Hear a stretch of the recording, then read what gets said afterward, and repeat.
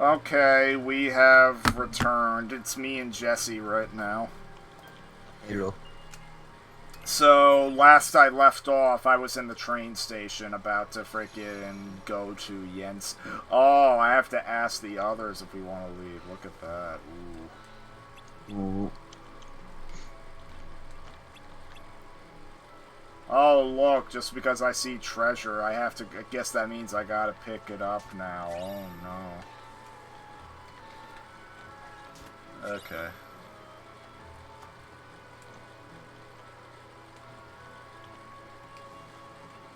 Okay. Do another KH game, would you be at all excited for it? Or no?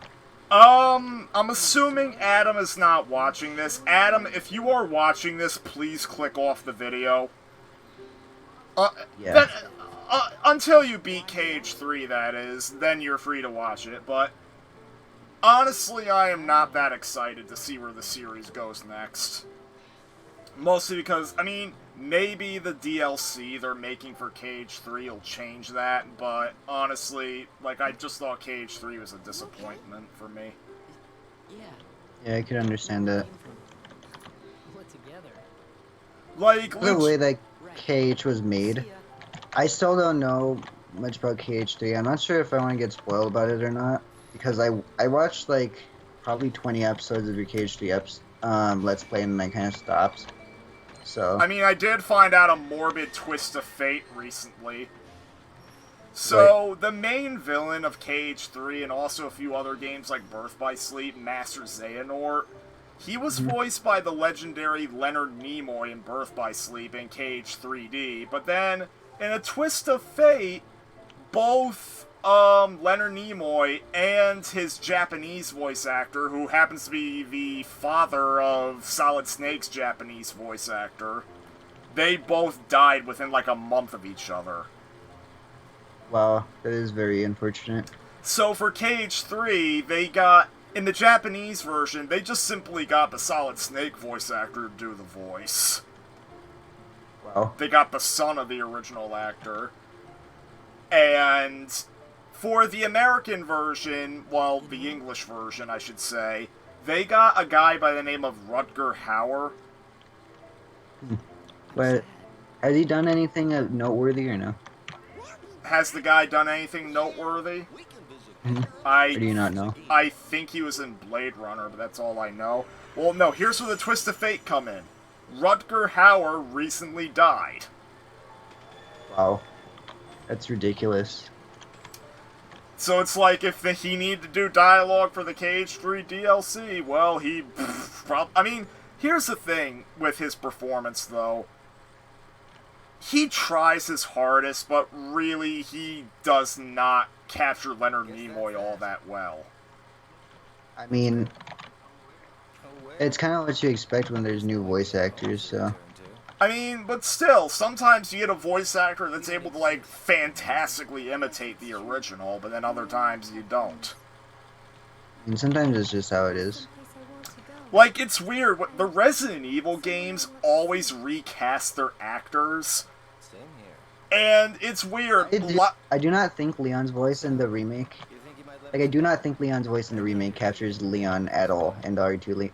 Well, Like, he's not RE2 at all, Remake but is... I, Yeah, I understand that he's supposed to be younger and all that, but the thing is with it, despite it not capturing what I think of Leon at all, I still thought he did a fine, like, a good job, like, as his own. well, yeah, like, that's exactly it.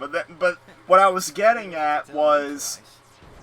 The thing is, the change between Paul Mercier and Matthew Mercer, honestly, it's kind of tough to, like, you really have to pay attention to notice the difference. Like, the two actually sound pretty alike.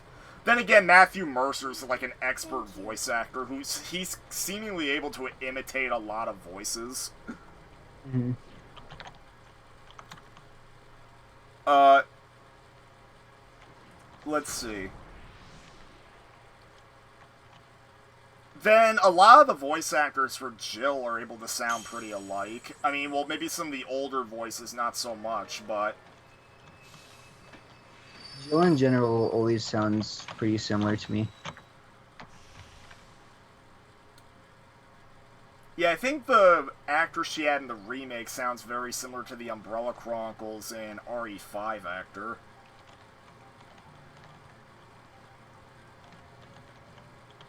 But then we have Claire, and Pokesaurus is here in the chat. Then we have Claire, who for a while was only voiced by Alison Court, and then controversially she was recast in Revelations 2. Mm-hmm. I mean, it at least sounds kind of like an older Alison Court, but it's like you could have. I don't know why. I mean, from my understanding, it's because the Revelations games are made on a very tight budget, and as a result, I don't think the games were union sponsored for the English voice acting. So a lot of the English voice actors had to go under pseudonyms in order to accept the work. Wow. So it just didn't end up being pretty much. Pretty much. I mean, I know that apparently Alison Court was devastated by not being able to reprise her role in Revelations 2. It's unfortunate. I'll be able to in a later game, but... I mean, it's... Yeah, the possibility's still open, but we'd have to see. But the thing is, we still don't know who actually voiced Claire in that game. It's weird. Like, slowly the actors that like, from what I understand, most of the actors went under pseudonyms, but then very slowly we figured out who the actors actually were. The glaring exception is Claire's voice actor. We only know the actor under the pseudonym, James Baker. Weird. It's widely theorized that the actor is Ali Hillis, who voiced Lightning in Final Fantasy XIII. Mm-hmm. And I listened to both voices, and I'd believe it if that was the case, but without definitive proof, I mean, I'm not going to jump to conclusions. Yeah. And it's funny, it's actually pretty funny. When people were trying to determine who the voice actors were, people were quick to find out that Alex Wesker, the villain, was voiced by Mary Elizabeth McGlynn. Wow. Only because I guess she has a very distinctive voice. Well, she voices the Major Motoko Kusanagi in Ghost in the Shell, Standalone Complex, one of the anime series I put in the marathons. Mm-hmm. And after watching some episodes, I'm like, yeah, I could see that. That's definitely a distinct voice. Well, we might have had something to do with it. Heartless Squad, round up. God dang it. But yeah, it's always kind of weird with the whole history of the voice actors in games. Like, it seems like movies and TV, it has a lot less trouble than with games for some reason. Well, it's a lot of it has to do with unions and games having tight budgets. But it's funny, Devil May Cry 5, they got back Ruben Langdon as Dante. They got Daniel Southworth as Virgil. They got Johnny Young Bosch as Nero. So, Mighty Pete, who lives in this tower anyway? You've played that game, right? Yeah, I played Devil May Cry 5. In fact, I actually gave a spoiler away for those who haven't played the game. Oh.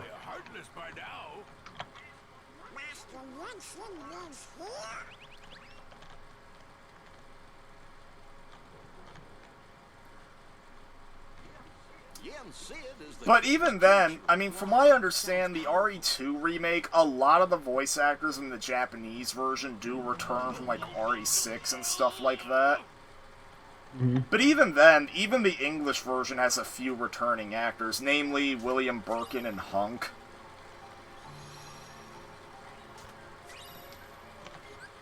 Oh, yeah, William Birkin. Yeah, I remember about that actually. Yeah, I didn't know Hunks was the same. Yeah, William Birkin's voiced by the guy who played Frank West and who previously voiced him in the Chronicles games. And then Hunk's actor, I think, is Keith Silverstein. He's played him ever since the Chronicles games.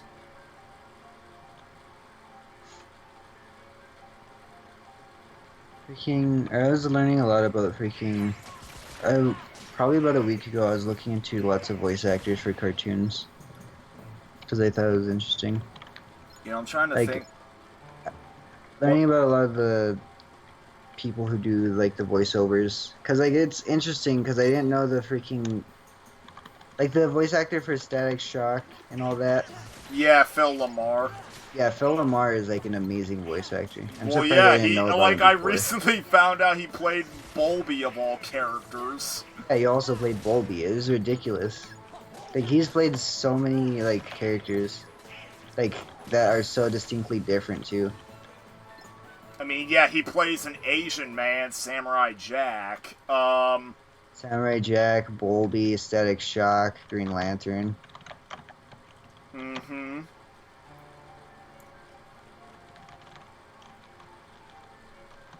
You know, it's funny, when I originally watched Static Shock, like, freaking, I knew it was good back then, but watching the episodes again, now that I can get them in higher quality, now, like, the show's even better. Mm-hmm. Like, honestly, I think between Static Shock and Batman Beyond, they're the probably my favorite stuff from the DCAU. The only thing I wish was that the Static Shock Batman Beyond crossover did more. Did more with. Like, I don't know, like, towards the end of Batman Beyond's run, a group of recurring villains that kept appearing was the Cobra Gang, and I thought they were very generic as villains. Like, I don't know, I just didn't like them that much when I first saw it.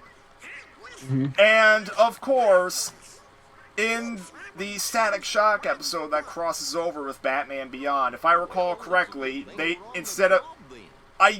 From, like, a YouTube clip, they may have had the Jokers appear at one point, but from what I understand, the main villain of the episode is the Cobra Gang, and I was not excited to hear that, or see that. Yeah. Well, that's kind of unfortunate, but at least the crossover did end up happening. Well, yeah, it did. Well, yeah, it's like the only time you see, like, you see Terry from Batman Beyond at the age he was during the show, because he appears again in Justice League Unlimited, but he's already an adult by then. Mm-hmm. Like, there's like 2 crossover episodes. One where basically the timeline gets fucked up by a time-traveling villain. And more or less, Batman, Green Lantern, and Wonder Woman, like, first they're in, like, the Wild West with, like, Jonah Hex and, like, a couple of other characters. And then they're transported to the future where they have the future Batman, the future Bruce Wayne, they have Warhawk, the son of Green Lantern and Hawkgirl, and the future Static. Wow. I know. Is the future Static still voiced by Phil Lamar or no? He is, yeah. Wow. It's funny, for the longest time, the future Static appearing in Justice League Unlimited was the only official home video release of Static Shock for a while. That's wrong. They did have a DVD that had like 6 episodes on it. Mm-hmm. But that was the only home video release for like a very long time. And I think they eventually made the first season available on Amazon and iTunes.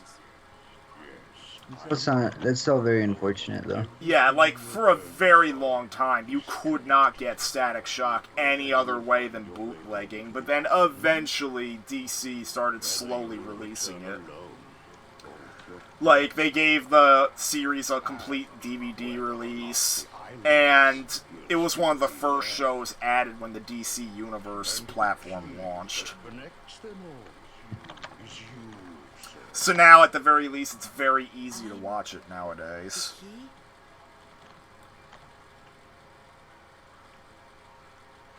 Quite frankly, it deserves it. Yeah, I really should get watched more. I always say that Static Shock was one of my favorites. Because I did end up watching it when it was still airing I for a just bit. feel bad that I didn't appreciate it back in the day, because I saw it being advertised all the time, but I never watched it. Because you have stupid me that wants to watch stupid comedy instead of Justice League. I mean, to be fair, Static Shock was at least would appeal to kids, because I think Justice League was a little too adult, so I can understand why kids wouldn't like it.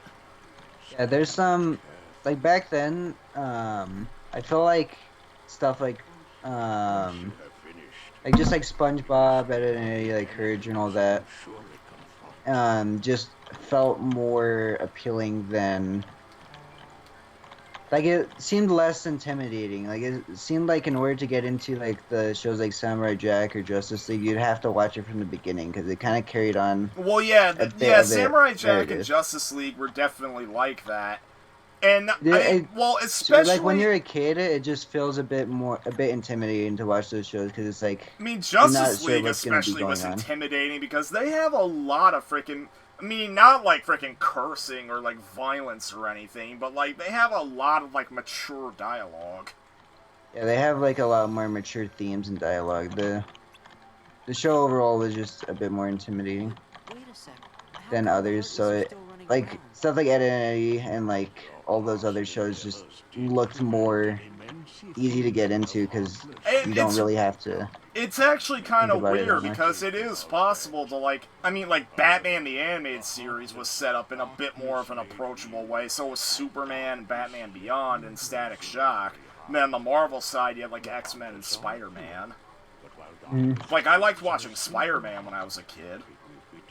I watched Spider-Man through the VHS, because I don't think it was airing. I saw it very briefly when it was airing on, like, the Family Channel. Like, the first time I was fully exposed to episodes was when, literally, they released a DVD called Spider-Man vs. Doc Ock, like, to promote Spider-Man 2.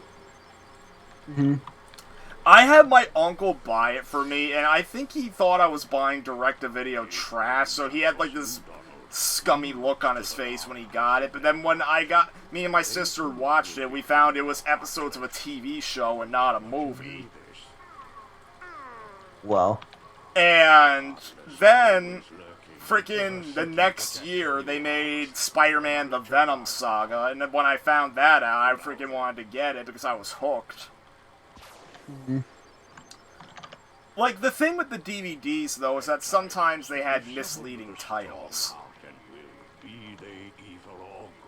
The Venom Saga wasn't fully correct or something. Well, no, the Venom Saga was one of the only DVDs they got right. They had all 5 of Venom's episodes on there. Good. And then, the funny thing is, the DVDs would usually include episodes from, like, the 60s cartoon. I was wondering, where's the episode with Venom from the 60s? Well. Little did I know back then, Venom would not exist as a character until the late 80s. There was no Venom yet. But I think they included something on the DVD. I still have it, but I'd have to check. It's kind of crazy how much Venom rose in popularity from his conception. Like him, Carnage, Doc Ock, Green Goblin. I mean, come to think of it, the 90s cartoon was like the first freaking screen adaptation of Venom. More or less. But to get back to, like, the false advertising or misleading titles thing, remember that Spider-Man vs. Doc Ock DVD? So I think there were 5 episodes on the DVD. The first episode was Doc Ock's premiere episode, so that makes sense. But then... I think that's the VHS that I had. And then there's a 3-part episode that basically deals with the Black Cat's origins. Doc Ock is there, but he's more or less a side villain, more or less. And the main villain's the Kingpin. And then the 5th episode, which is another Black Cat focus episode, doesn't even have Doc Ock at all. They can think and plan, and it seems Wow. They may as well have called it Spider-Man Meets the Black Cat, but then again, they probably had to call it versus Doc Ock in order to promote Spider-Man 2. the king sensed the danger Kind of similarly, they did another DVD, Daredevil vs. Spider-Man, from the dark realm. but at least that one was entirely Kingpin focus episodes, even though Daredevil I think only appeared in the first 2. The heartless as he seeks the answer. Wow. Middle of the nobody. Then there was Spider-Man, I think it was called Return of the Green Goblin. I think it did have a lot of Green Goblin focus episodes at least. Mm-hmm. And then another misleading DVD was the Ultimate Villain Showdown. Honestly, Ultimate Villain Showdown, the title was more appropriate for the bonus features than it was the actual episodes, I'll say that much. More suitable traveling clothes. Yeah. I think there were 4 episodes on the DVD. One of them was a 2-part episode with Doc Ock. One was the Green Goblin's premiere episode, and then one of them didn't even have a recognizable Spider-Man villain, pretty much. Sure are growing fast. Maybe it had Tombstone, but Tombstone's like a burly henchman, not a. Well, then again, I might be thinking wrong about it. Well, I think Tombstone was in the episode, but was not the main villain. I'll say that much. Tombstone was in the 90s cartoon. Yeah, he was. I feel like Tombstone's doesn't get shown that much. More or less, he's It's kind of a weird. glorified henchman for a lot of villains, usually the Kingpin. Yeah, usually with Kingpin. I feel like he doesn't really even get like. I mean, he was in Into the Spider-Verse kind of, but he didn't do much other than You guys, Riku and the King, just kind of be there. So who this organization is or what it's planning. Well, in the 90s cartoon, he at least gets to do more. There's nothing to worry about, right? But yeah, the DVD wasn't so much Ultimate Villain Showdown. Like, literally, it was only like that in the sense that there was a bonus feature where you got to examine a lot of Spider-Man villains and, like, get their bios and everything. Like, when they debuted in the comics, like, their origins and everything. And then you'd also play, like, get to play clips of them from, like, different episodes of the show. You'd also get an interview with Stan Lee about the villain's creation.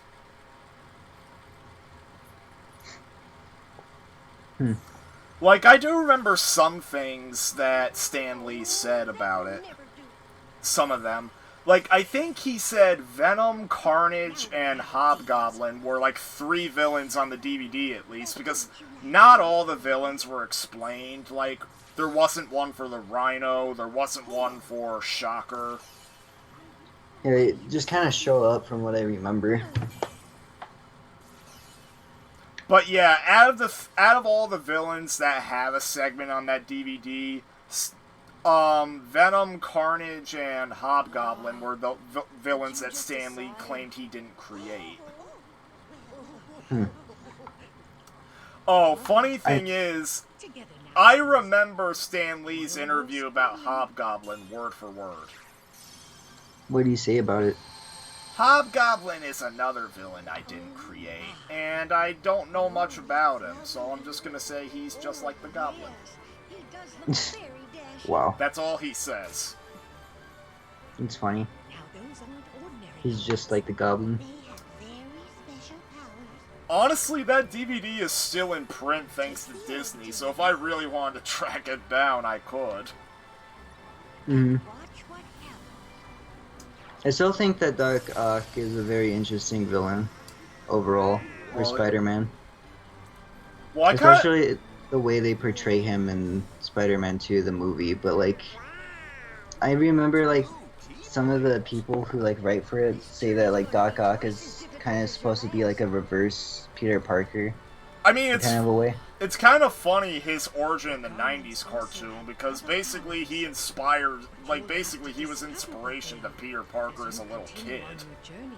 Mm-hmm. Okay, I'll do my They always have, like, Peter Parker and him be, like, inspiration, kind of. Well, yeah, Like, and then you it's also supposed have... to be, like, Doc Ock is kind of like what Peter Parker could have become, is what I've read a lot or seen a lot of.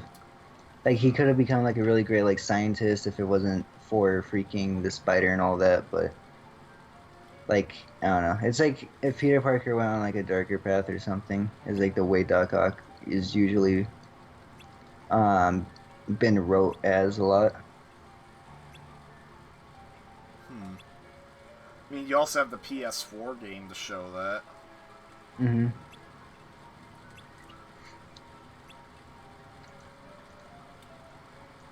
It's very... And right now, in-game, I have freaking the bane of my existence in the original Let's Play. One of the various ones. Let's see. One of I the didn't actually- various personifications of all that is evil. Let me see. Go into the stream. You'd have to rewind a little bit. God dang it. Wait. Just a little bit. If you see a crown object on the floor, that's what it is. Oh. Well. Basically, the final mix version of this game added the ability to find pieces for different puzzles in order to, like, get, like, bonus items. Mm-hmm. Basically, Vandelia wanted me to make every single puzzle. And the thing with these pieces is that many of them are out of reach without leveling up the drive forms. Dang. So, needless to say, he had me doing a lot of on-screen grinding. Yeah, I could tell, like, the whole grinding aspect of 100%ing a big RPG, it just gets really tiring. I mean, I'm okay with it doing it casually, but for a freaking a live stream is debatable, but for a video recording, yeah. It just gets annoying. It just, Especially since it takes up space and all that. It took and having to edit it down just sucks. I'm happy I made those endurance test videos finally, so I can finally get them off my hard drive and make more space for marathon files. Mm-hmm. Our hearts are connected. That is correct. Got it. But, yeah, so, Be warned. As you let's see here. the heartless and the nobodies will be using their own By the way, when I was watching a part of the video, Vandelia was going on and on about he wanted me to, basically there's entirely optional missions involving the gummy ship. Basically it's like space shooter sections a la Nintendo space shooter game. Yeah, I've seen them before. I've seen the gummy ship. Yeah, he wanted me to do those missions, even though, as far as I can tell, they provide nothing to use in the physical combat. Okay, let's get going. Literally, it's entirely its own game. It's entirely optional stuff. It is literally entirely its own thing, the gummy ship is. As far as I'm aware, anyway. And there's no reason to do it. There's no at that reason point. to do it if you're just looking to if not 100% the game, but like do like super bosses or stuff like that. Mm-hmm.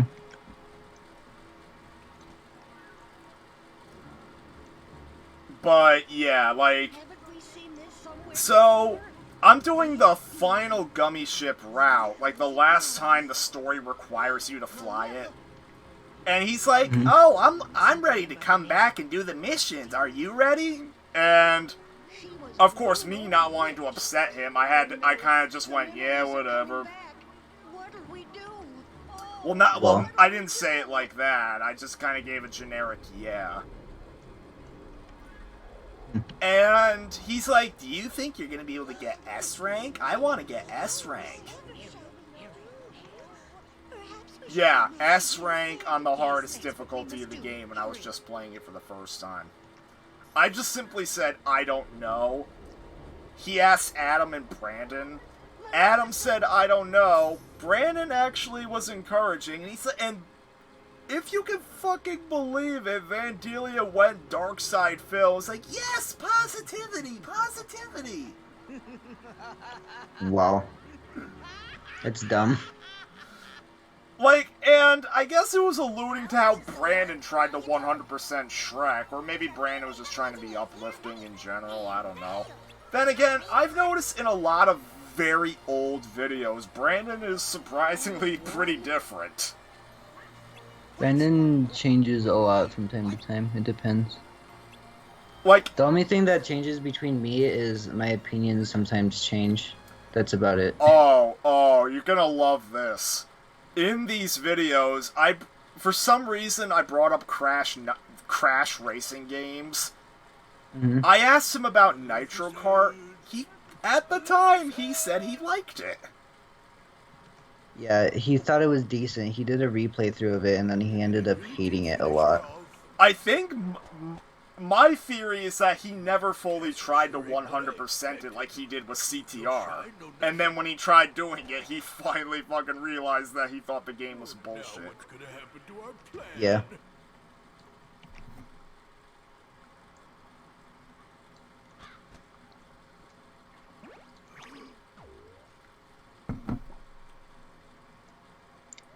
Oh, here. You know, I mean, I'm pretty sure he's played all of the Crash racing games, so... Yeah, you He know... went on a big kart racing marathon for, like, about a year, I'd say. I mean, well, he was trying to play Team Sonic Racing when it came out. He played a bunch of different games when... Like, he went on a Mario Kart marathon. Like, freaking one of the first streams I was ever in, he was actually playing the first CTR, actually. I think that was the first stream I was ever in. He was playing CTR, funnily enough. Wow. And then he played the Team 1.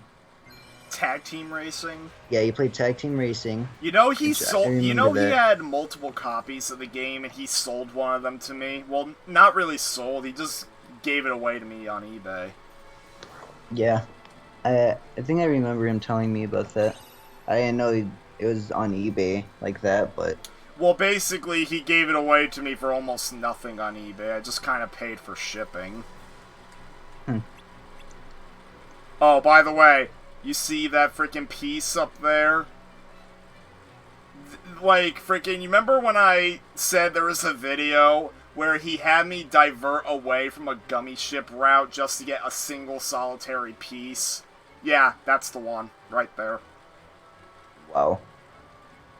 Literally, all I need to do is casually level up Valor Form by using it during boss fights. Yeah, that's the thing with Valor Form. You can casually level it up by just using it in boss fights. You don't even have to stop to grind. Wow. Well, that sucks. And literally, by the time you revisit this world, I probably would have had high jump and I could have just collected it casually.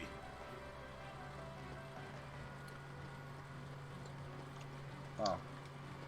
But nope, everything had to be done now. Mommy, I want some ice cream, and I want some cookies, and I want it now.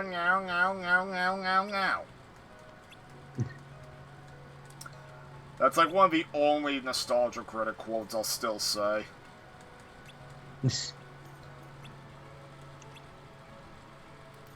Only because, at the very least, he had a point to make that joke. Because of the movie scene that he made it of.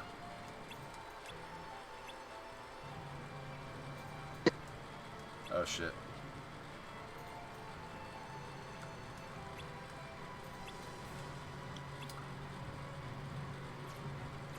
Beep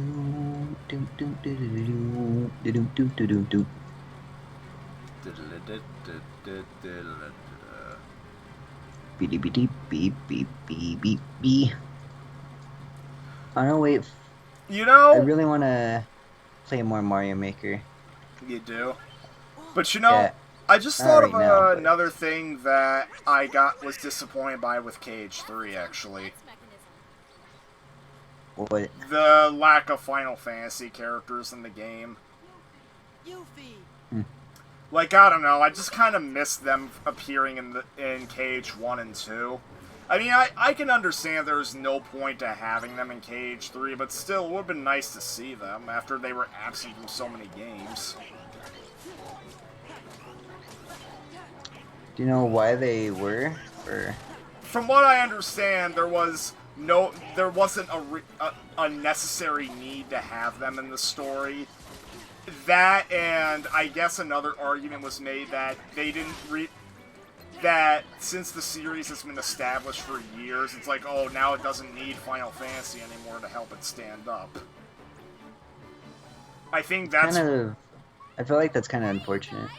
That doesn't really make that much sense. Like I feel like the Final Fantasy aspect of it was kind of one of the things that made the game, yeah.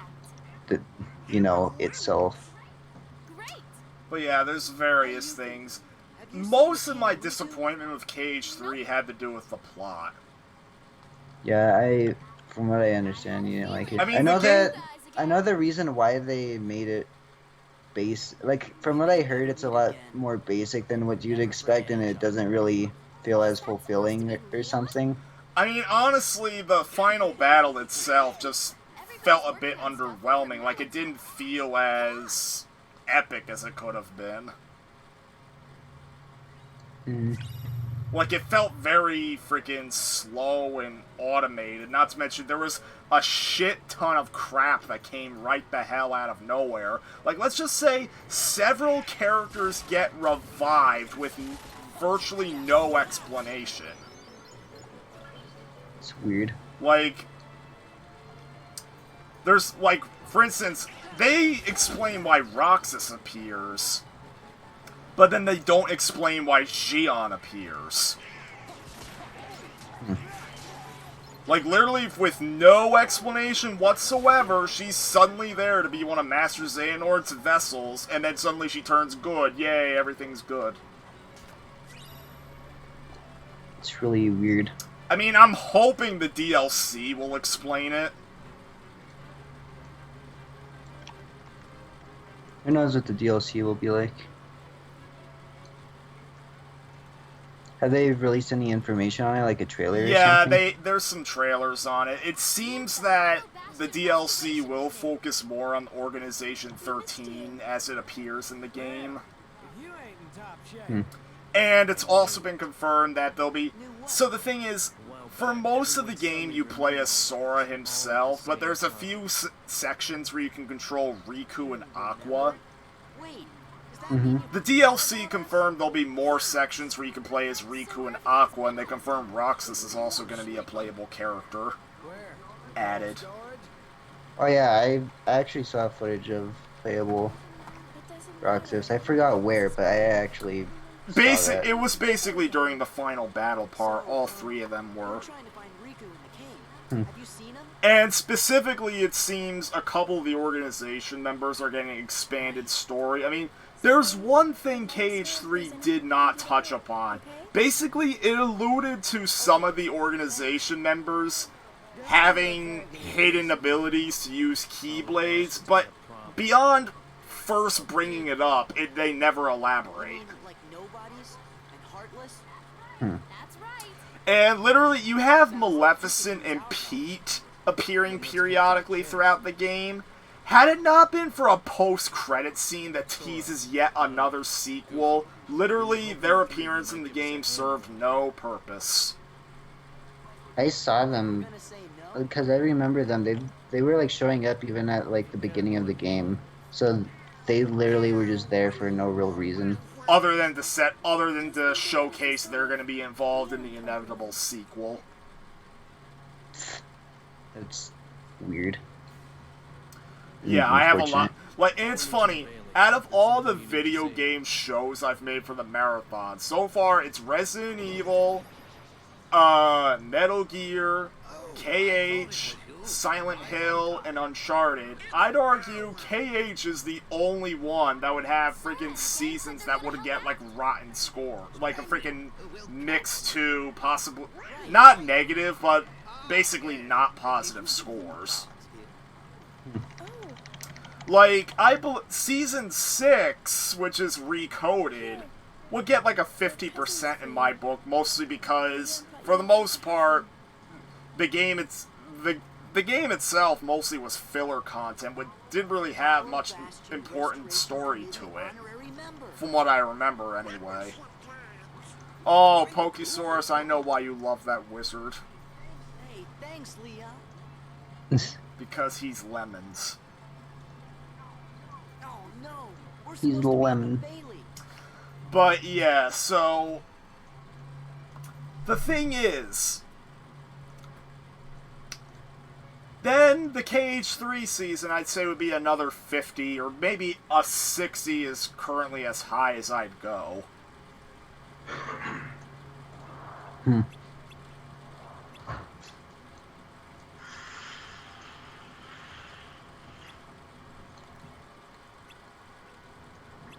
Well, that's unfortunate.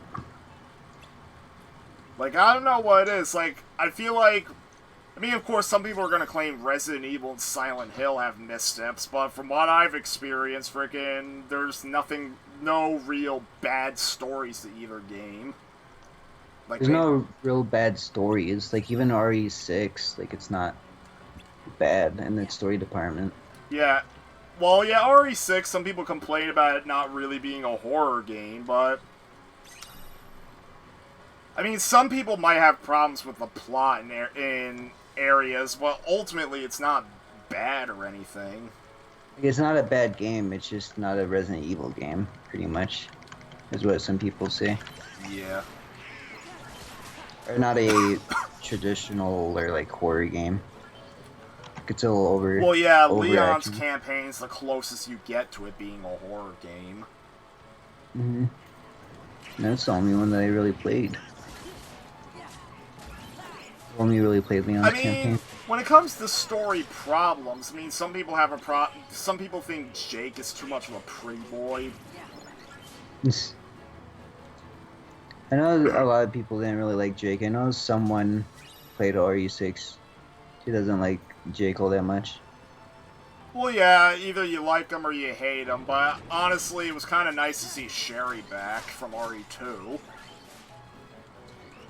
I remember when the game was first coming out, I thought that was supposed to, like, I know me and many other people for some reason thought it was gonna be a freaking, Ashley from RE4. yeah, Ashley, but it turned out it was a much more meaningful character. Like, I think Sherry, like, makes more sense. I mean, anyways. thematically, you see Jake and Sherry being partners in the game makes sense, because they're both the offspring of Wesker and Birkin.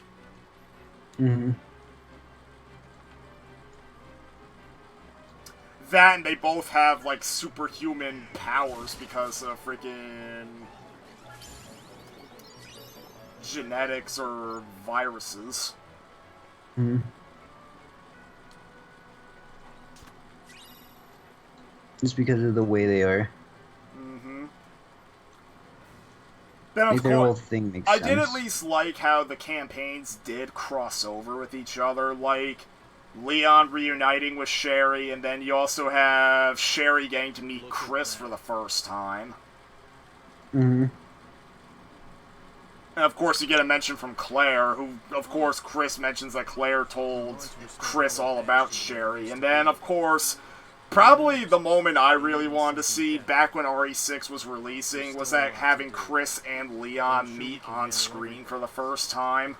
Because Capcom was, like, Capcom was very anal about avoiding having that happen back then. I think it's really strange why. It doesn't really make much sense. Like, 'cause it was to the point where in Resident Evil, the Mercenaries 3D, which had content from RE4 and 5, they mysteriously excluded Leon from the game, while I think they had Krauser in the game, which really didn't make sense to exclude Leon. Mm-hmm. Like, it really made no sense why they didn't meet until RE6.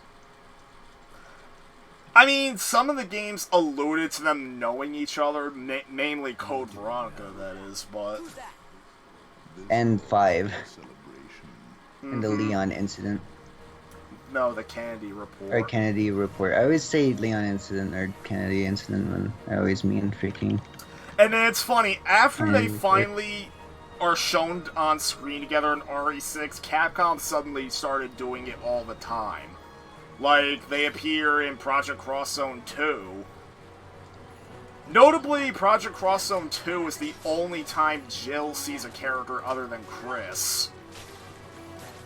Well, I don't.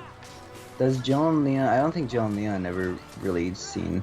Well, Together. no, Jill, in the mainline games, Jill, the only main character she ever interacts with is, Chris. Unless Yeah, only Chris. She never interacts with Leon and Claire. Like, the only time she interacts with Leon is in Project Cross Zone 2. Oh yeah, also in the shitty live-action movies. Mm-hmm. Freaking live-action movies, garble. Mm-hmm. I mean, first one was okay, I guess, but the rest are just garble. It's funny because the first movie has, like, very little to do with the games. It has very little to do with the games. It's very much its own thing. Like, I'd be fine with the movies being their own thing if they were, you know, good. So. Mm-hmm. It's very unfortunate. Oh my god, freaking there's like an army of fucking Samurai Jacks here. Well. And I'm about to fucking die, Private Pile.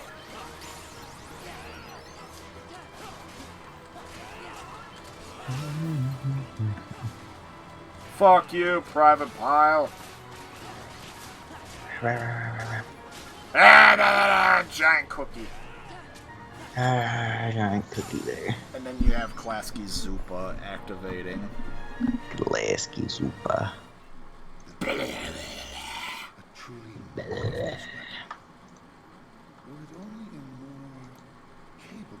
Klasky Zupa. Klasky Zupa. Even though I never said it like that, but freaking, it's so weird how many times that was re-recorded. No, they seemingly did a recording for every episode. Just to mess with people. Which I think is really funny. And ironically, it's for a Klasky Chupo series that you can't even officially buy anymore. Wham wham, which is unfortunate. From my understanding, it's a good series, though it's kind of a teen drama, and I don't know if that's my cup of tea. Mm-hmm.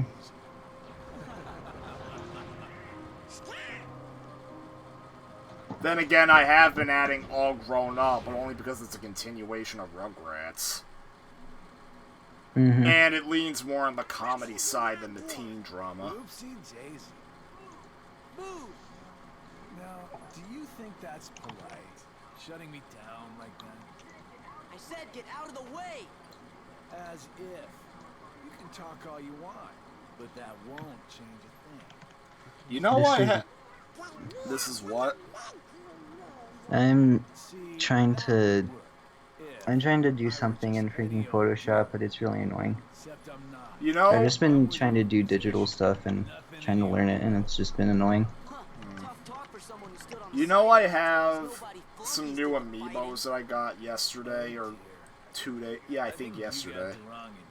Are they some of the new ones that come out, like Pichu or something? Yeah, I got Pichu, I got Pokemon Trainer, and I also got the Zero Suit Samus, because that was one of the re-releases.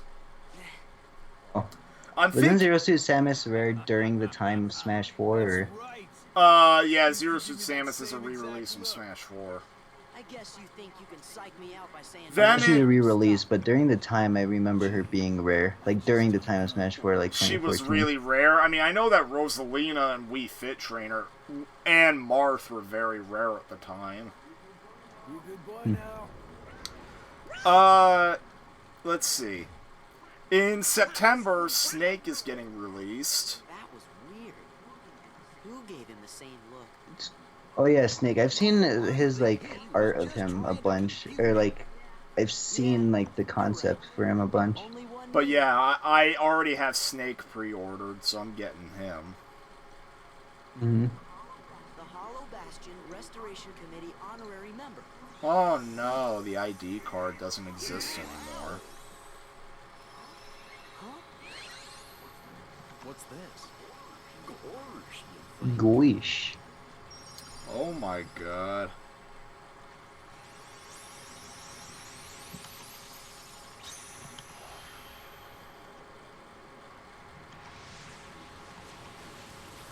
I don't know, I just kind of like this game's style more than KH3.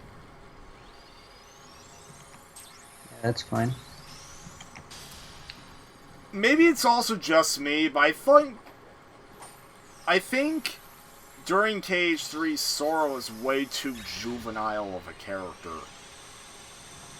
The way he was acting in KH3 made him seem a lot more childish than I would have expected. Like, he was super freaking childish in the third game. It was weird. Like, I'm way pretty too sure- childish. Like he was what's it freaking? I know that there was a time where he said something and even Donald was like, "That's not alright" or something. Well, it's funny. There's a lot of videos where people talk about their problems with the plot. Mm-hmm.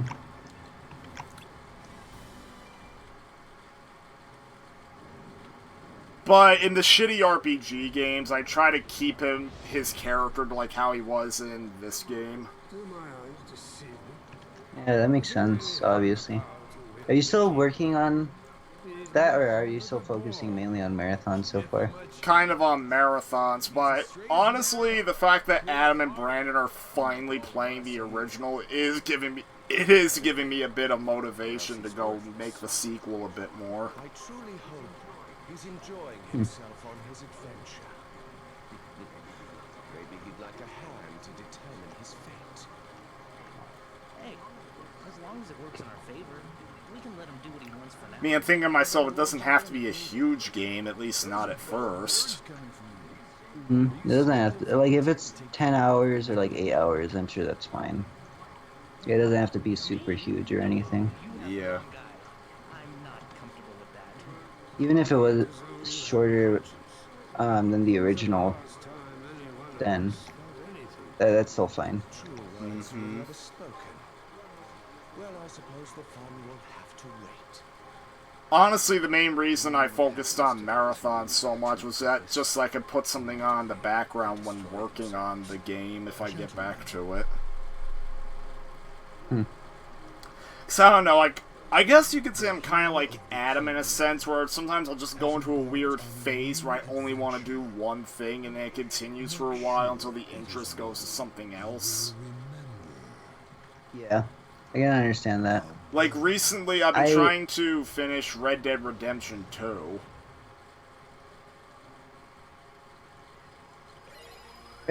From what I heard of Red Dead and from what I've seen, from what I've heard, and from what you've said about it, it just seems like it's just, another Rockstar game. That's like, it's just kind of just another Rockstar game. I mean, I'll say this it's better much. than GTA 5, It obviously. is a huge freaking improvement over GTA 5. Like, oh my god. But from what I've, like, really heard of it, it doesn't really try to do much new. Like, it just kind of improves upon the original Red Dead and stuff, and then it's just kind of a lot like what you'd expect out of a Rockstar game, which is fine. Well, yeah. That's pretty much just what I've heard there's about it. nothing wrong with that, especially since I didn't buy the game at full price. Yeah. Bring it on. I don't think there's anything wrong with that either. That's just what I've heard.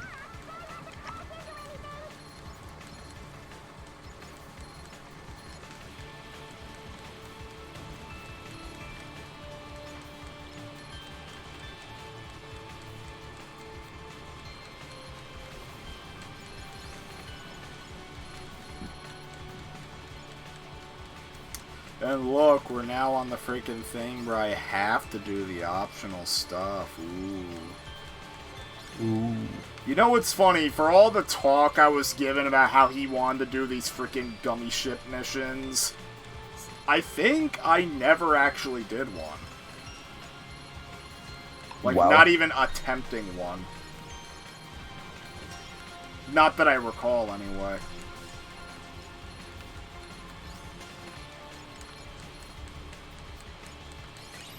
Do you watch some of the older clips in that, or is it hard for you? Or you just mainly just keep it in? It's actually kind of hard for me to watch them. Well, yeah, it's obviously understandable. I mean, a lot of it has to do with me. Yeah, I know about that too. Like, I think I remember you saying you just don't like the way you acted in that as well. Like, Well, yeah. it's problems from both sides. Yeah, like, I did not like my cringe humor. I don't like how compliant I was about him wanting me to 100% the game. Like, it's all about freaking looking back and thinking, why did I go along with it? Mm-hmm. Because looking back, I'm thinking I would have never gone... I would have freaking enforced not going along with it. And even then, I only really... And it just kind of frustrates me how I have a lack of... a complete lack of evidence of me not wanting to do some of that stuff. Like, all you really get is me being... Like, in a lot of the later videos, like, if you watch, like, Endurance Tests 2 and 3, like, at points you can... like, especially in the third Endurance Test, just listening to my voice and some of my reactions, you can tell I don't want to be there. Mm-hmm. But... Other than that, a lot of it's just me agreeing to all the stuff he wants to do. A lot of it's just me just basically being a yes man, pretty much. Just yeah, sure, whatever kind of thing. Pretty much. Like, even though looking back, I remember not wanting to go too... Like, in the early days of the Let's Play, I didn't want to go too extreme. Like, I was thinking of doing some... Like, I'm not trying to say that I didn't want to do any of the side stuff. Like, I knew I wanted to do, like, maybe the Sephiroth fight, like, the tournaments at Olympus. But I honestly did not know or care about the Mushroom 13 at the start. I thought the Lingering Will was going to be impossible, so I wasn't even thinking about that. And my experience with the Organization 13 data forms, I knew that was not going to happen either. Mm-hmm. Because they are freaking... Both the Organization 13 data forms and the Lingering Will, many people say Sephiroth's a hard fight. Those two sets of boss battles, they are Armageddon. Wow. In comparison. Like, Sephiroth is actually pretty piss easy. In fact, on my Proud Mode save, I actually beat him pretty easily. I even recorded it. With the PS4. In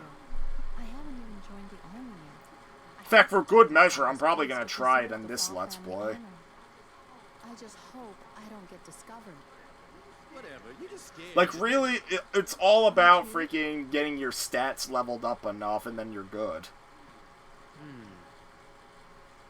Then just bring a bunch of elixirs into the fight, maybe ethers if you don't want to waste elixirs, and then you start the battle by using Trinity Limit, and then combo him with Berserk as much as you want, and then as soon as he escapes it, if you need to, use an ether/elixir, Trinity Limit again, rinse and repeat. Wow.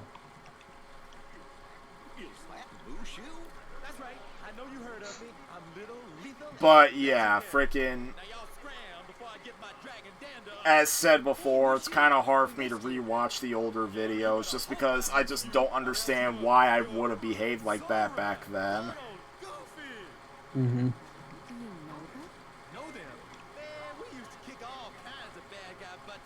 In fact, because of me scanning my old Skype chat logs, I did find a conversation where I asked him if I could just finish the game, and he was telling me no. He was like, telling me, no, we gotta try doing everything we can without beating the game. Which is dumb. Like, honestly, like, my thinking was beat the game and then maybe do some extra videos afterward, getting some extra stuff in. But no, for some reason he was anal about getting as much optional stuff done as possible without beating the game. In fact, I even have a Google Hangouts message where he was like, oh, why do we have to beat the game in order to fight Terra? Boo! It's dumb. It's like, it's not that big of a deal. Do it after. In fact, fucking, they probably designed it like that on purpose. Don't worry about that. What? Sure, a hardcore player might be a little upset about that, but somebody who's just playing the game for the first time, do you think it would be wise to give them the option to fight the hardest boss in the game without beating it? Those two would fall for anything. I'm right here. This doesn't really make sense. And yeah, so in that chat log, of course, freaking, I'm telling him I don't want 100%, I don't want to do all the stuff. He gives a justification claim. When I told him one of the reasons I didn't want to do it was because I didn't think I was skilled enough, he claims, yes you are, people have done it at level 1 critical, so you can too. Just because other people can doesn't mean you can. Exactly. And I guess and of course he was always with the at least try. Why try if I know I'm not going to be able to do it for a video for a long time? Like, I feel like 100%ing, it's better off done casually. Like, if you have to do it for YouTube, maybe do a live stream, but it's like, you better be freaking ready to fucking make a podcast episode out of it.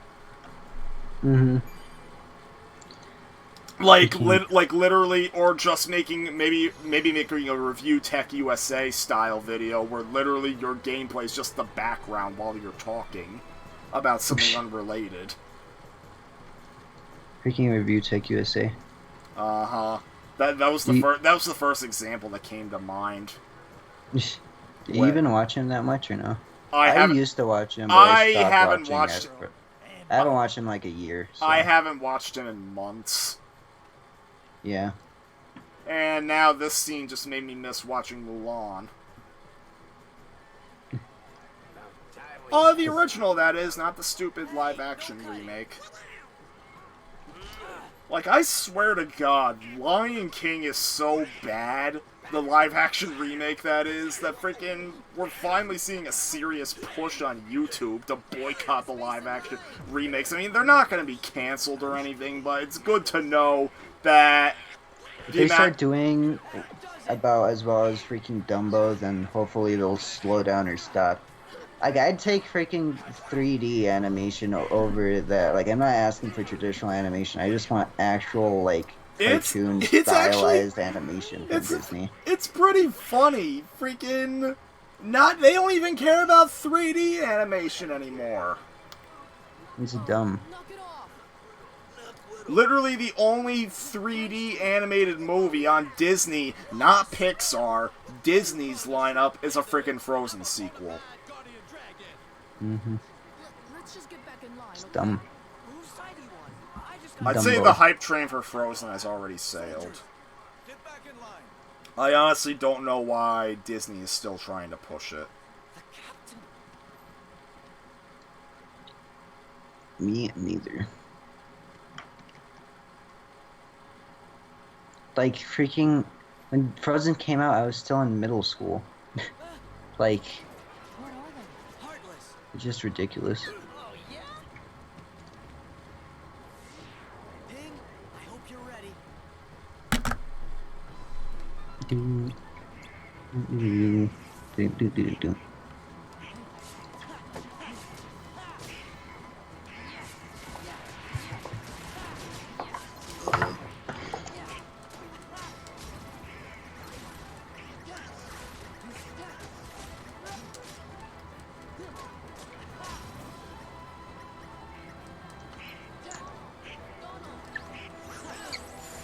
Oh wait, I win. I win! Oh, I win. I win. Where's my dog?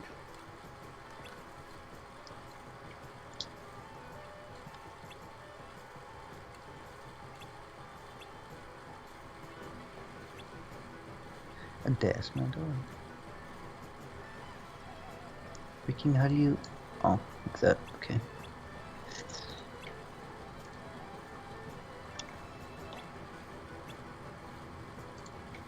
Verbad.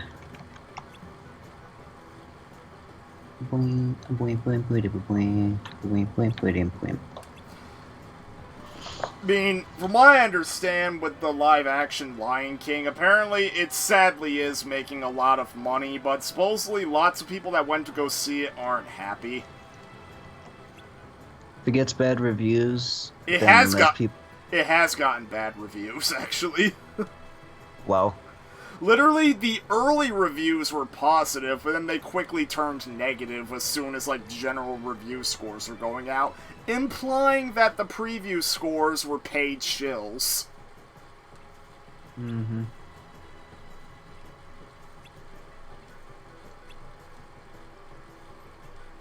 Funny thing is, I think I need to play clips of the live-action Lion King, because it's inevitably gonna be on Disney Plus, so maybe I could pop it on for a second just to get clips in high quality.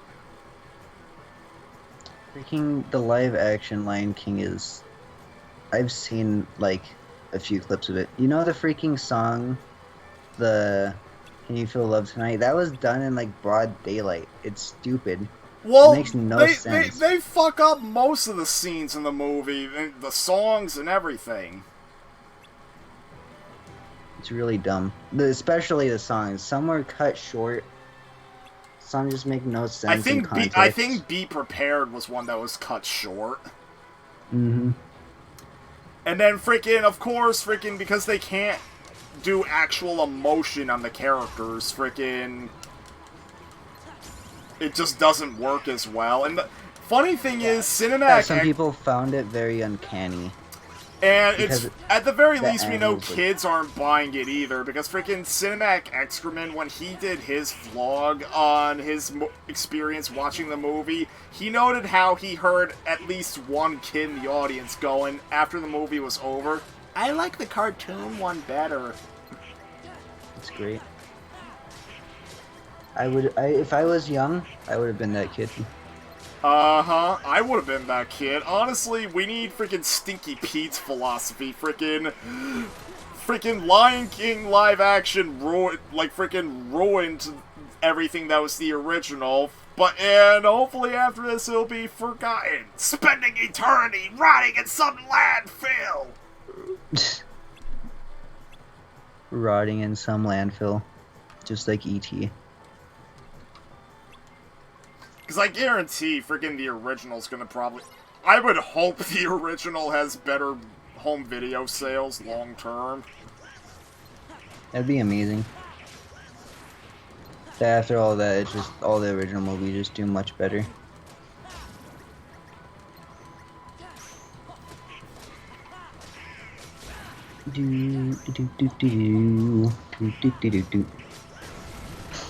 I remember, I actually watched a scene comparison of the Mufasa death scene, like, easily one of the most well-known scenes from the original. And the whole thing is, many people have compared, but even the simple reactions of the characters being inferior in the live-action version. Well. What the hell? How did I Oh my god. How did I survive that? How? How did I... Oh. You know, when looking at stuff like the Aladdin movie, the live action scenes, because I've seen some like videos on YouTube that compare the scenes, you could just tell how much more personality the animation has. Well, yeah, like people... Like, it's weird, like sometimes the shots of like the desert and stuff feel more like a desert than actual shots of the desert and stuff like that. I mean, it's like funny, people didn't have some... right. I mean, some people didn't have nice things to say about the live-action Aladdin, but people were... Now with live-action Lion King, people are like, at least Aladdin cared. Yeah, at least the people behind Aladdin was decent. Like it was still like garbage, it's still vastly inferior to the original animated version, but at least the people behind it were really sincerely trying. Mm-hmm. Like the actors were trying to give it their best. Yeah, like people have noted, like Matthew Broderick, the guy that voices Simba in the original, he's known as lots of people think he's like the king of bland actors. Somehow Donald Glover managed to be even more bland playing Simba in the live-action version. Wow. Oh, and getting back to the Mufasa death scene, it's funny, freaking... People compared the reactions of the characters. I think I read one YouTube comment that had a nice freaking allegory. Freaking... When Simba's reaction to seeing the death scene, in the original, it was pure shock and terror as needed. People compare the reaction to this one comment compared to this one comment claimed the live action version was comparable to him dropping his ice cream on the ground. Wow.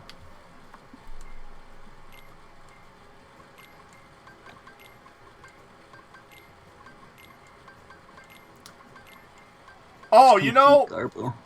Actually, on the subject of freaking shock and terror and voice acting, there's one scene in Attack on Titan that freaking... Basically, it's basically the scene where you think... where Eren gets eaten by the bearded Titan. You think Eren's dead before he later pops up as in his own Titan form. Mm-hmm. And Armin's reaction to his Eren's supposed death... People who hate the English dub claim that they laughed hysterically at Armin's reaction in the English dub, even though I think it sounds perfectly fine. Oh, he sounds so loud and girly, it's so funny, ha ha. And I'm like, freaking, dude, he just saw his fucking best friend die! How else do you think he'd fucking react? It's really dumb. I think people who say that English dubs or whatever are bad are... I don't know. And it's funny. I think the only reason they don't like it is because, one, they're just elitists, and two... I actually... And two, even if the Japanese voice acting is bad, you can't tell because you're English. Oh, like, I actually humored the people that say the Japanese version is so much better. Literally, Armin's scream in the Japanese version sounds pretty much the same. I mean, obviously different voice, it sounds a little different, but basically the way they wanted the scream to sound was pretty much the same. Like, I literally felt no difference between the English and Japanese dubs. Yeah, people are just elitists.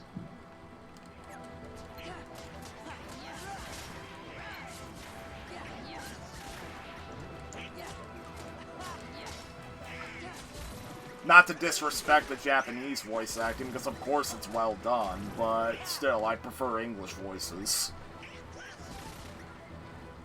Yeah, saying one's bad because you prefer the other is just dumb, in my opinion. Mm-hmm.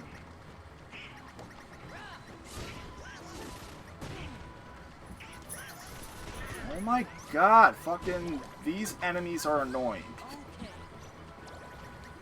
Yeah, fucking, yeah, you're badass. You're storming in like freaking Fire Guy. In fact, you are Fire Guy. Fucking, yeah, eat a bowl of dicks right there.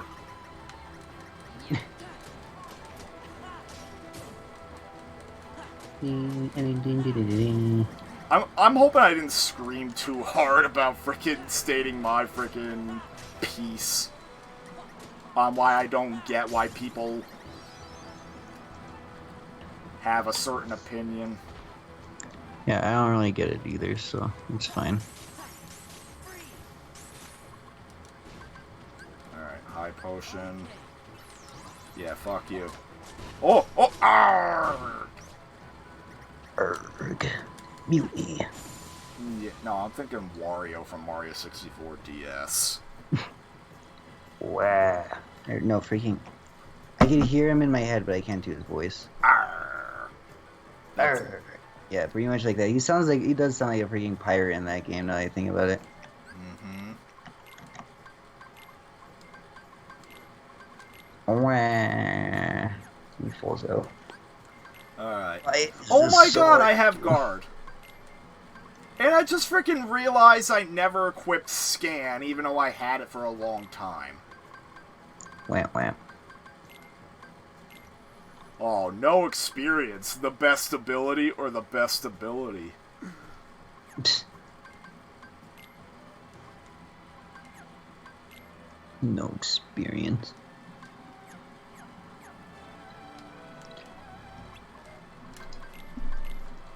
I'm still waiting for Brandon to play shitty RPG again, because his freaking voice acting was amazing. Again, I heard some of it. It did sound amazing. I mean, some of the voices he did were not what I would have imagined for some of the characters. Mm-hmm. But still. Like, for instance, with Jay, he makes Jay sound like a complete crazy person. Whereas, freaking... I intend, like, early game anyway, I intended Jay to kind of act like a cocky bastard. Like, kind of the cocky bastard sounding voice, but then later in the game, he's a bit more of a straight man, I guess you could say. Mm-hmm. Like... Oh, I'm about to be loser. I'm about to be loser. Or maybe not. Oh. Yeah, I'm okay. Mm. So... And then, for Dan, basically, I guess you could say Dan's voice I imagined as basically a childish teenager. Mm-hmm. But Brandon does a straight man voice with him. Wow. So he actually just made it. He made it his own thing, but I don't want him to change it.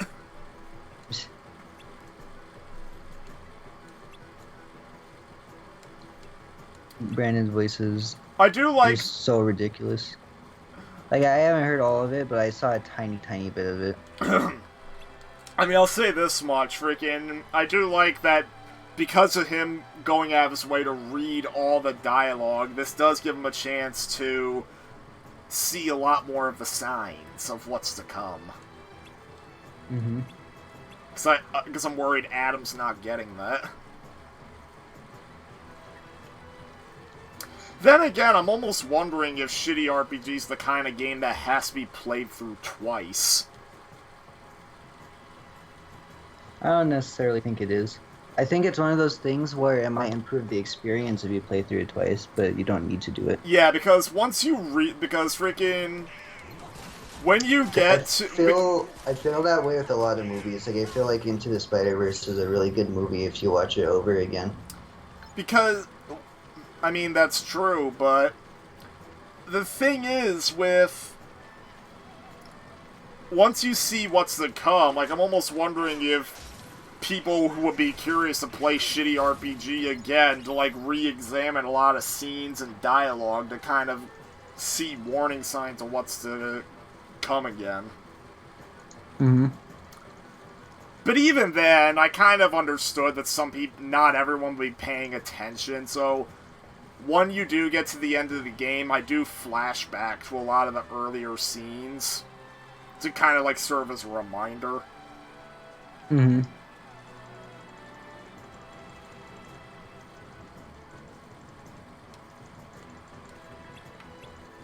Oh, I guess we can just go forward.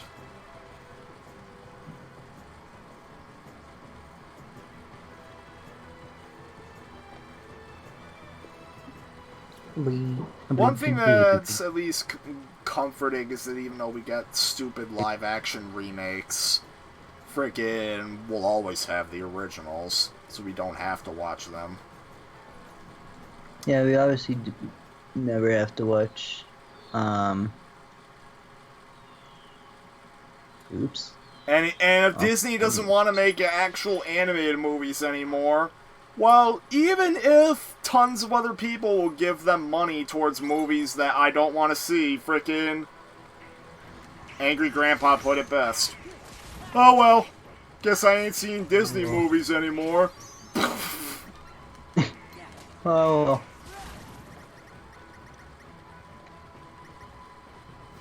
Guess it's all schlop now.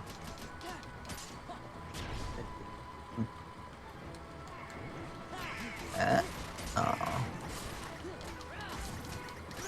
I like how my reaction command is hurting the enemy. Yay. Oh, I missed that.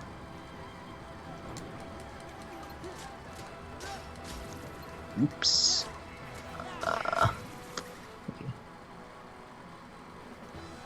What the? There we go. Oh, thank you. Oh, no, no, no, no. Oh, damn it. Ha ha ha ha.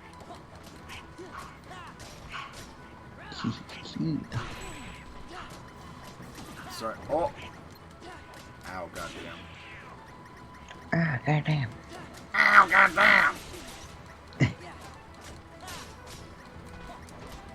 Yeah. There we go. There you go. Burger man. There you go. Okay. Okay.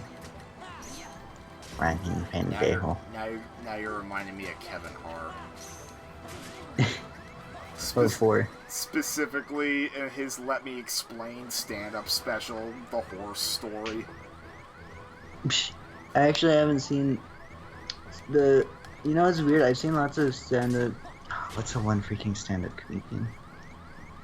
Making an old guy turned into a cynical bastard over age. He ended up dying a while. George Carlin? Yeah, George Carlin. I saw lots of George Carlin. Oh. I haven't seen much of George Carlin. Probably in his the older stuff, he's really cynical in his older age, but it's funny because there's this one stand-up comedian that was really not funny, and she was infamous for potentially stealing jokes from other stand-up comedians. Oh yeah, I saw the freaking video of that. Yeah, it's funny. It's they play a clip of Joan Rivers doing a joke, and they have that other comedian basically taking Joan Rivers' joke. I was shocked when Rivers' version of the joke actually made me chuckle a bit when I don't usually laugh at stuff, and then predictably, the stolen version of the joke didn't do anything. Well, I don't know. The whole joke thing is very unfortunate. But the thing with Kevin Hart that you reminded me, so at the end of Let Me Explain, he tells the horse story where basically he takes his kids to like a ranch, and he and his friends go horseback riding with like a horse, not self-described, what he describes as a horse guru.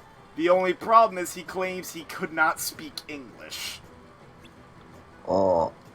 Literally, here's his imitation of the instructor, word for word, as he puts it. Okay. Okay.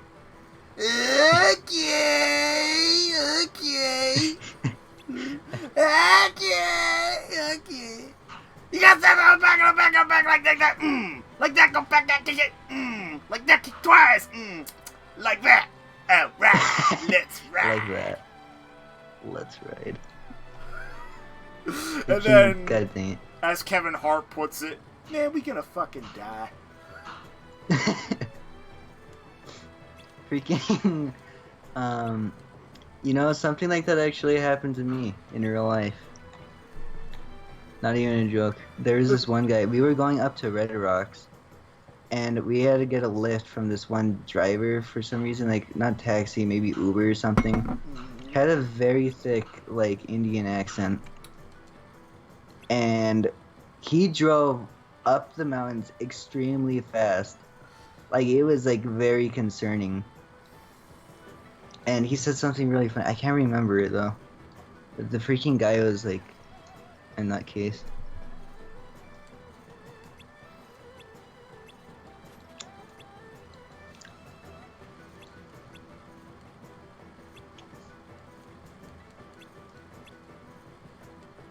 What the? Huh? Oh, What did I do? I didn't say nothing. No, not you. Not you. Oh. I was talking to myself there. Oh. Because I messed something up. I know this is going to be completely unrelated. I think I thought of a gimmick of how to train the Pokemon Trainer amiibo. What? Only send him out on journeys. Well. I want to see what that does to him.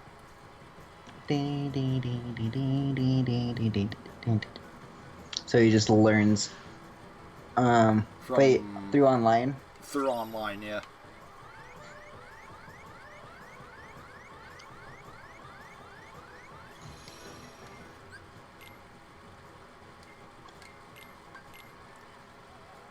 Freaking. Okay, well, I'm on this, so. Now I pick this. Like that. You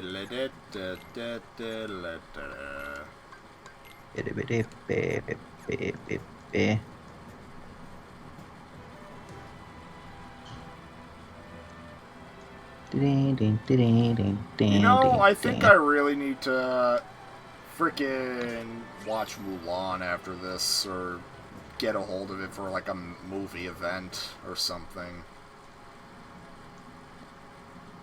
I mean, I have the Blu-ray.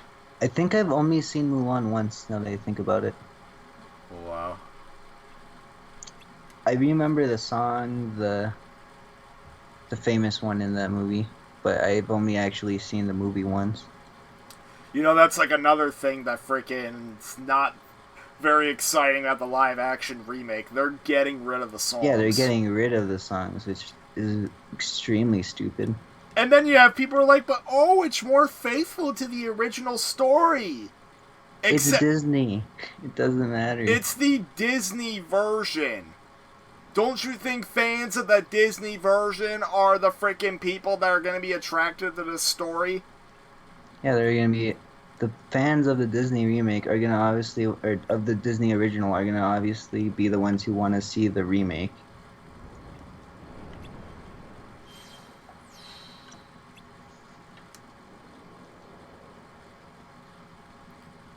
Just dumb. Mm-hmm.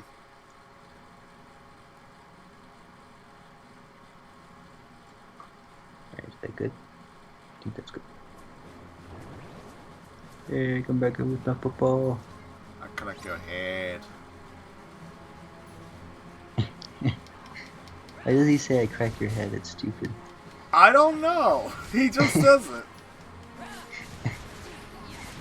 I click your head.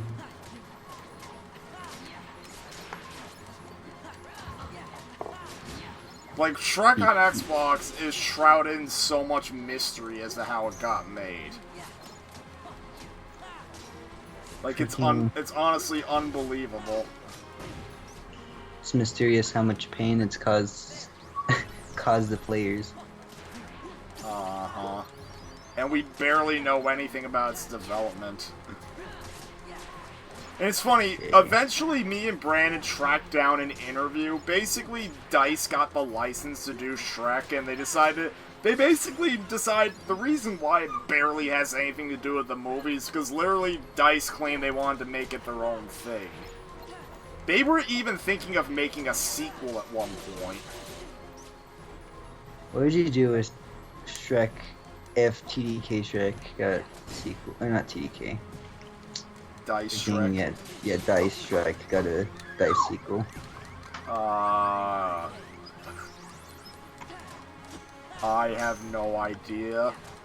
I mean, even then, I haven't been aching to play any DICE-developed games recently. I mean, DICE is pretty much a completely different company now, right? So...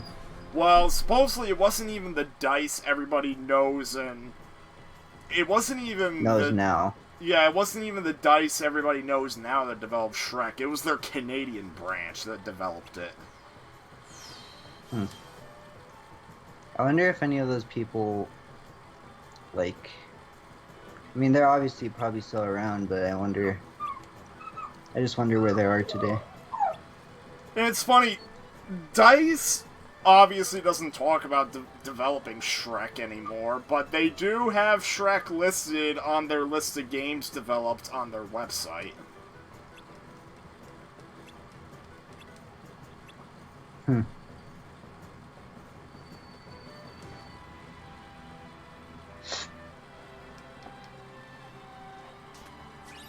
I'm gonna go with my football.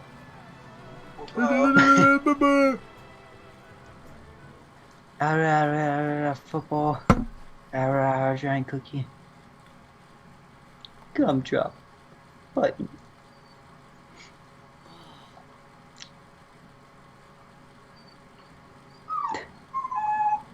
Oh no, the dog is crying.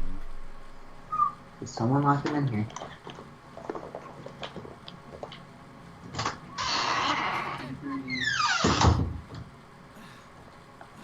Oh, pork chops are being cooked. Don't overdo it, Captain. It's just I'm wondering, when I register the Pokemon Trainer Amiibo, should I just call him Red? Where did they go?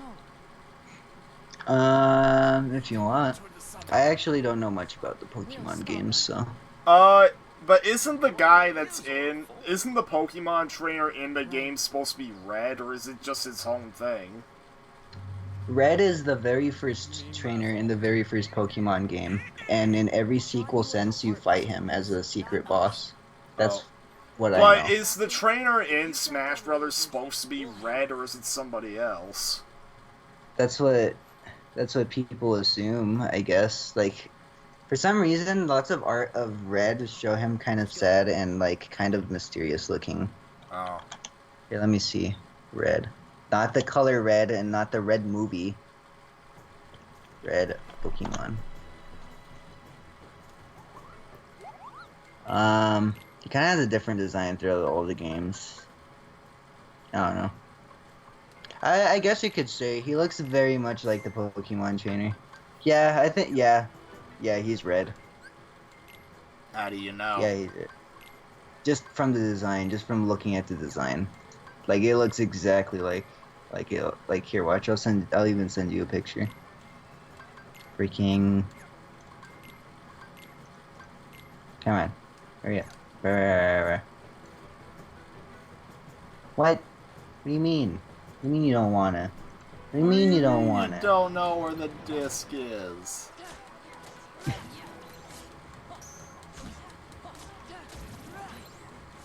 Oh my god. I don't know, Skype doesn't want me to send it for some reason. It won't let me just drag it in. Wait.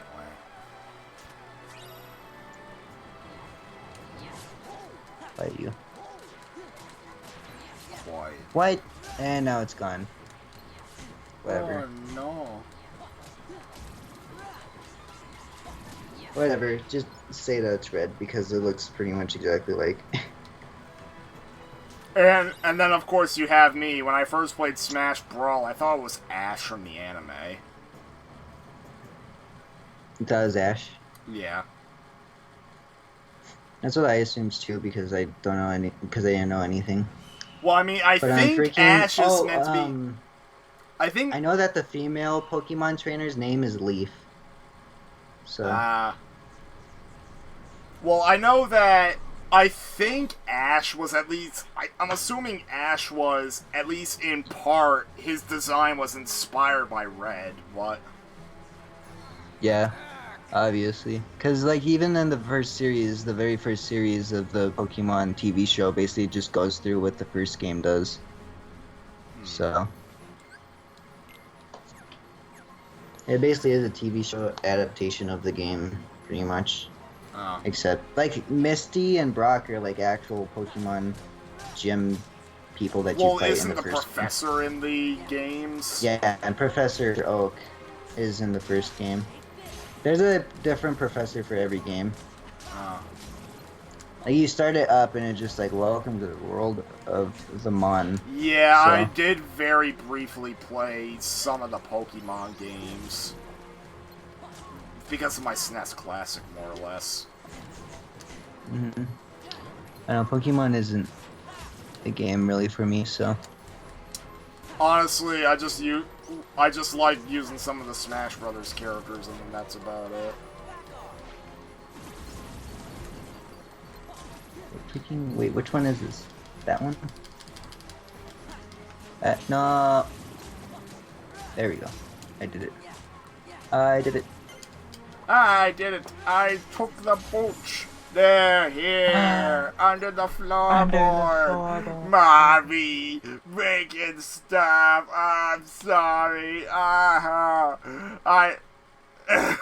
sorry, but I can't take that infernal squeaking no more.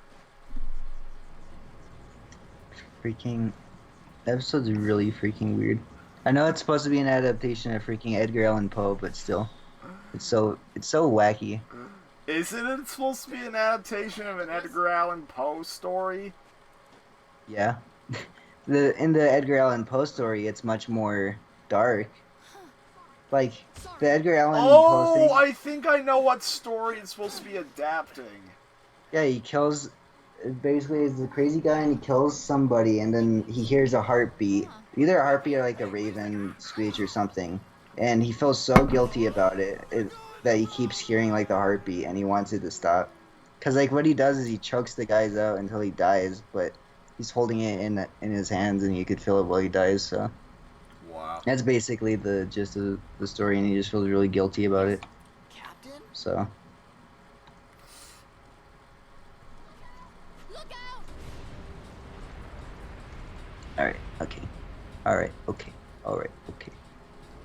Now. Freaking steals the boots, puts them in the freaking throws them in the fryer, freaking eats them. Did he use that? Oh, the deed is done.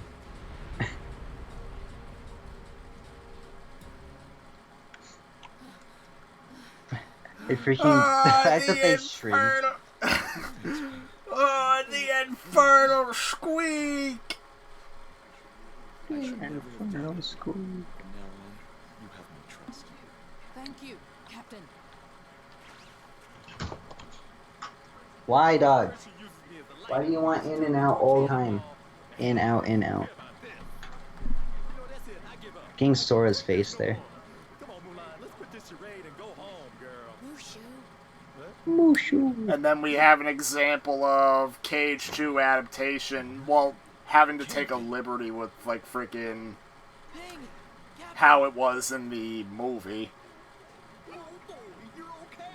Because this is not how Mulan's identity gets discovered in the movie.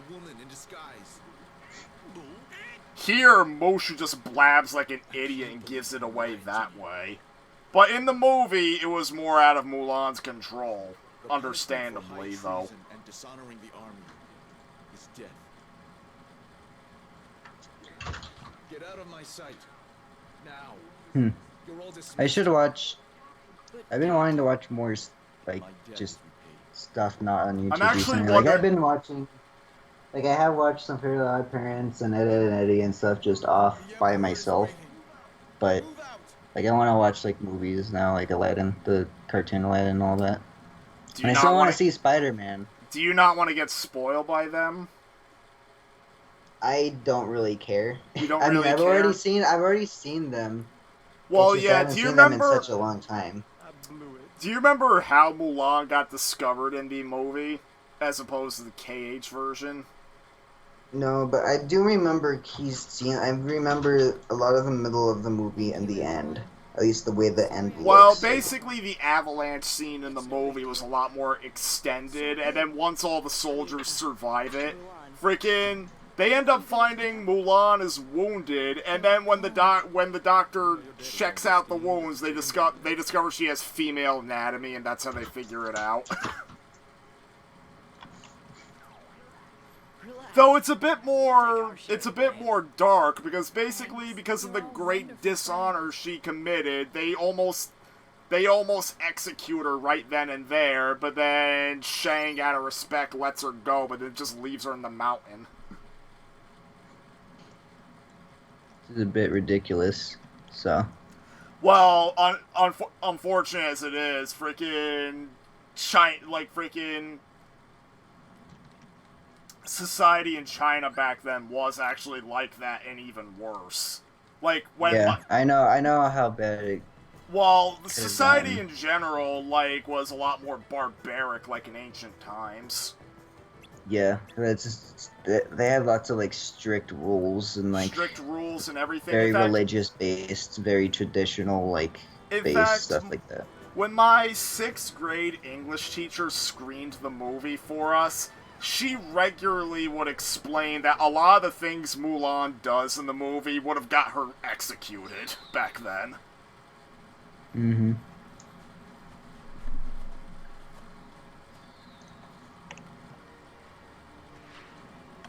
Like, even simply protesting her father going to war would have been great dishonor worthy of execution. And in the movie, they don't do much about it. For pretty obvious reasons, of course, but still, like, they have to take liberties with the story.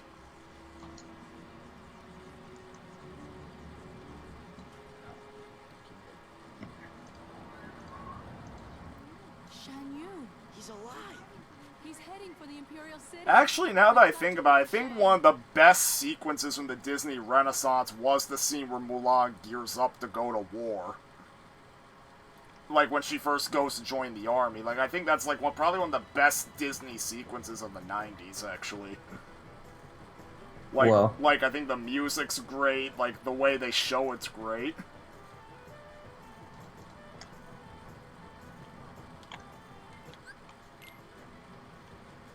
freaking... I don't know, I want to see more hand-drawn stuff. Other than freaking Mary Poppins. I know Mary Poppins was alright. Mary Poppins, all I'll say is, my mom freaking now hates the movie. Like, she's not just disappointed, she now just freaking hates it. Me, well, I mean, I will always defend the 2D animated part. I mean, the rest of the movie, I don't really care. Yeah.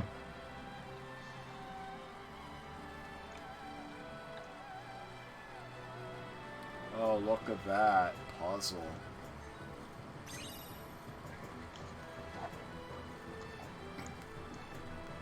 I don't know why, I feel like doing Brandon's dry delivery of Shrek running out of fart gas. Just playing that on fucking stream right now.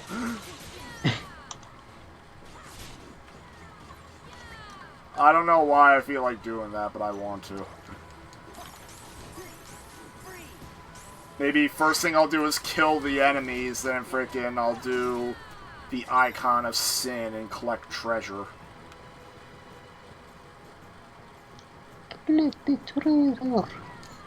Freaking the pork chop is emanating throughout the room. You better not waste all your fart gas. A Shrek. I don't know why. Just the way Brandon sounded when saying that was fucking amazing. Like, he was just so done with everything, and that he just wanted to end the video while not giving a shit. You could hear the freaking anger behind his voice, too. That's what makes it fun. I mean, it's not exactly... Shrek, no. Shrek.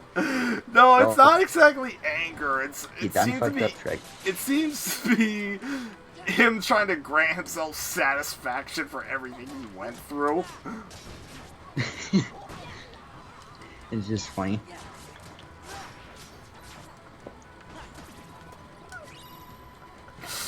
Oh my fucking god. Okay, is that all the enemies? Alright, now I need to pull out the video. I'm doing this. Super hot. Alright, sorry. Oh, did you ever put this in streaming advertising? Oh, you didn't. I did not know. I mean, it's safe, since What do you mean it's safe? it's safe to put in the Discord thing. Oh. Wait. Okay, do you want me to do that or no? Yeah, you could do it if you want. I mean, it's been going on for a while. I'm probably gonna still stay. I'm not sure how long though. Maybe another hour or two. Another hour or two. I mean, around. I'm probably gonna end it around the time you're ready to leave. Oh, well, I'm gonna leave a little bit, like, to go eat, because pork choppers are almost done, so. Oh, you're gonna leave. So you're Not gonna... for that long. Probably Oh. for, like, a few minutes, because I have to eat at the dinner table, so. And then you'll be back for a while. Mm-hmm. Alright. Alright, but before you go, freaking... I need to see if I can find that video.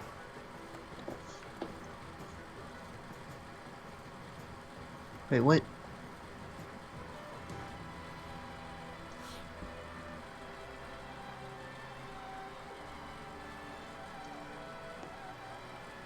Ah, export. Where the hell is Shrek? Where is Shrek? Come on, Shrek. Oh my god, Shrek! Alright, is this the one? Yeah, this is the one. Oh, and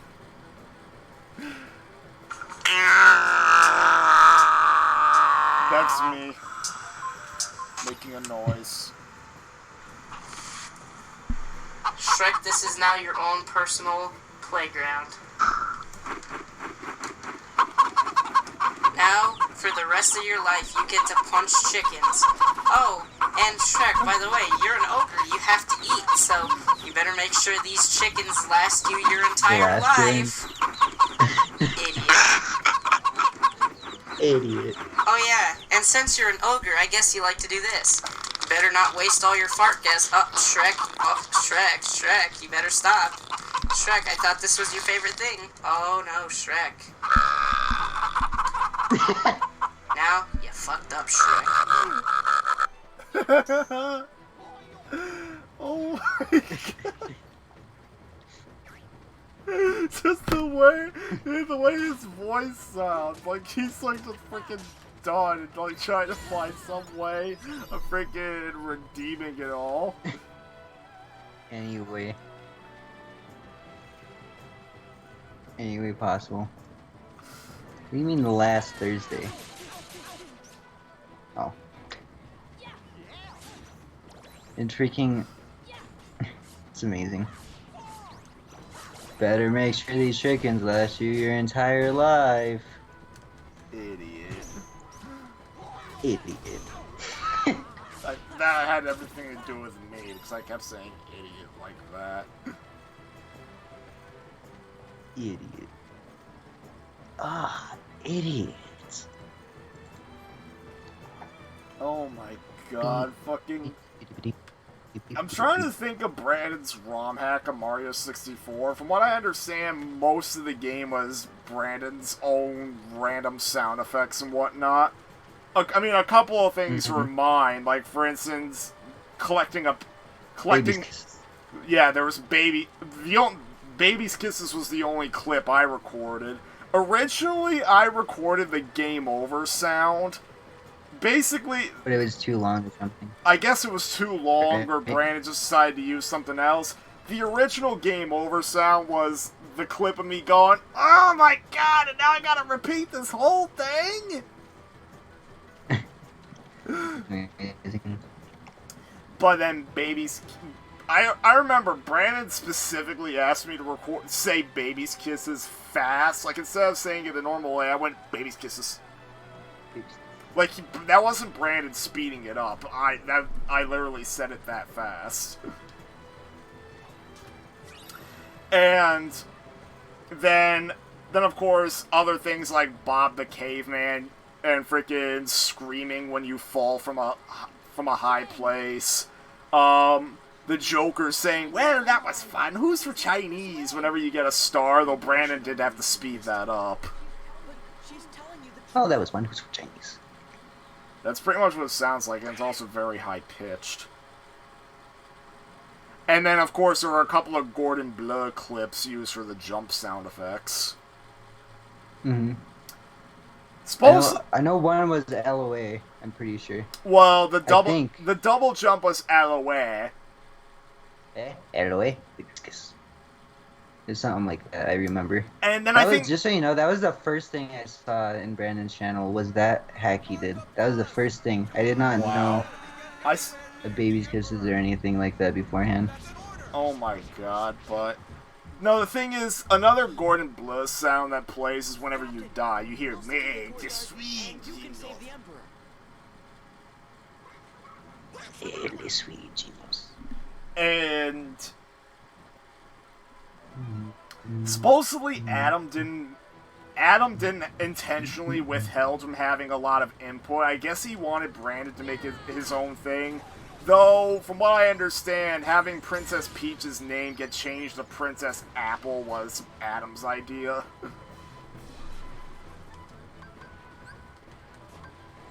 Because that's what Peach is referred to as in Brandon's ROM hack.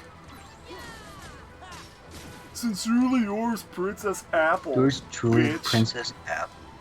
Bitch. Freaking amazing.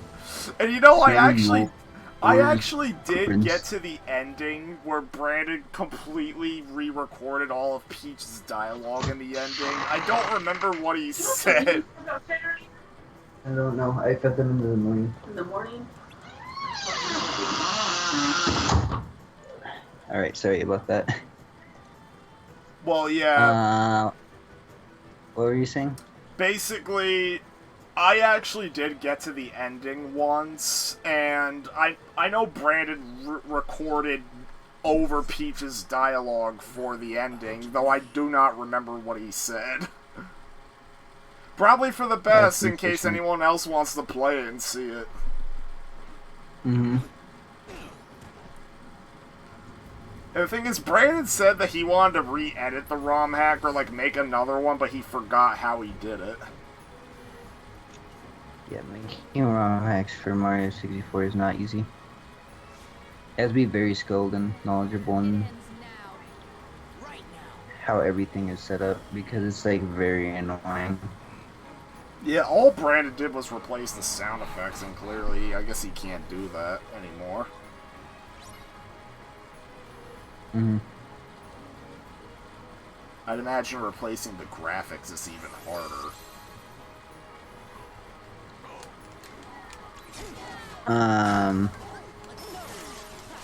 Yeah, texture editing's weird too. And here we go. I'm using Valor form as intended.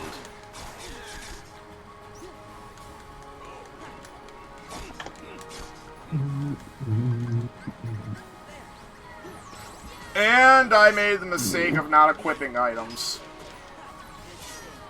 But I could fix that. Wah, wah. Especially since that happened. No, I didn't mean to hit. Oh! Oh.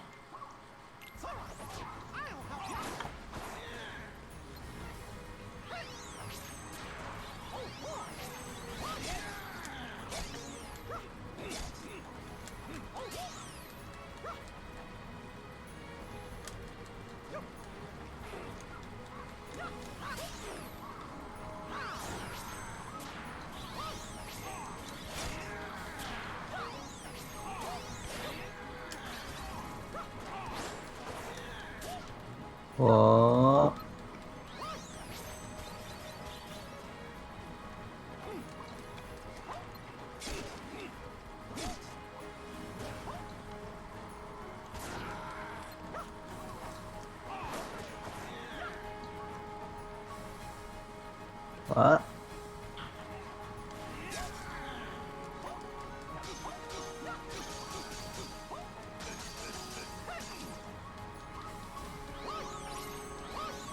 Pork chops may be done soon. Okay. but I'm not sure how soon. So Up, I saved his life. Look at that. Let's go. Alright, please let this be the finishing blow. Ooh, Please let it be look the at finishing that. blow. Ah!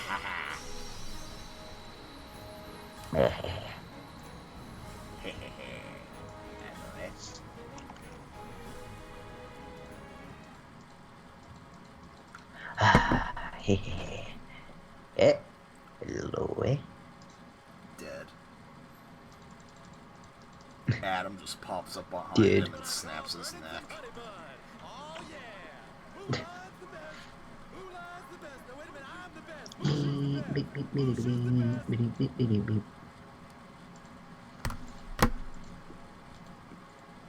There's Lehat. I've heard a great deal about you, Father. Oh, Le Moustache. You stole your father's arm. And that was a ran away yes. from home, impersonated an Imperial soldier. You deceived your commanding officer, shamed the entire Chinese army, Oh, God. dishonored your family name. We get the picture. You're a young woman, and in the end, P talking, I could hear him in the background you saved us all. of the Skype audio. What about the Skype audio? You hear freaking P talking in the background, I think. Who talking in the background? That is Pete from the game. Do you hear a tiny bit of the game audio? No. Your Oh, it's Excellency. fine. Captain Lee, Good.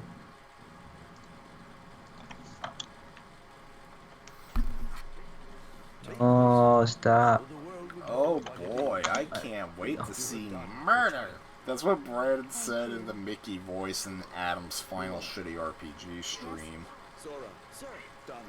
I thought that clip was lost, but I found out that I have an OBS recording of it. There is to say, Captain, Only that clip, though. if you wish to win the heart That's of good. Fa Mulan, China's bravest woman, you have to be a bit more eloquent than that. King. can I get an That didn't- autograph? Thanks for everything, Sora. Now they gotta let me go back to being a guardian. They gotta! But Mushu, I thought you already were a family guardian. What? Oh, no, don't even worry about that. That's just real technical. Just for us guardians. You tricked No, us. no. See, I just, I just didn't want to bog y'all down with all the guardians. See, it's very complicated. A lot of minds can't do understand. Huh?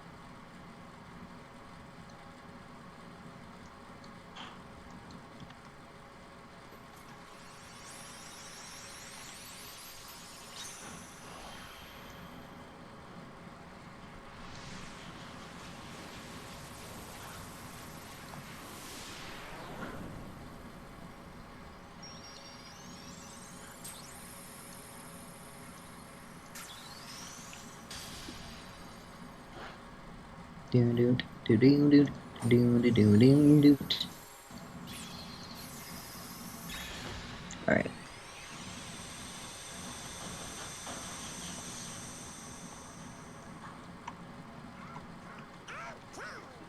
Guess it's about time to be moving on. You shall be missed. Is it okay if we come back to visit? Come Of course. on. Come on. Forward to your return. Come on. You two Come are very on. nice. Whoa, watch it, soldier.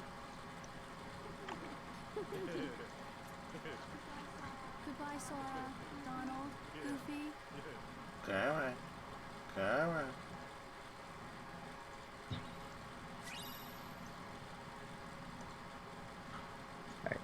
Oh, freaking.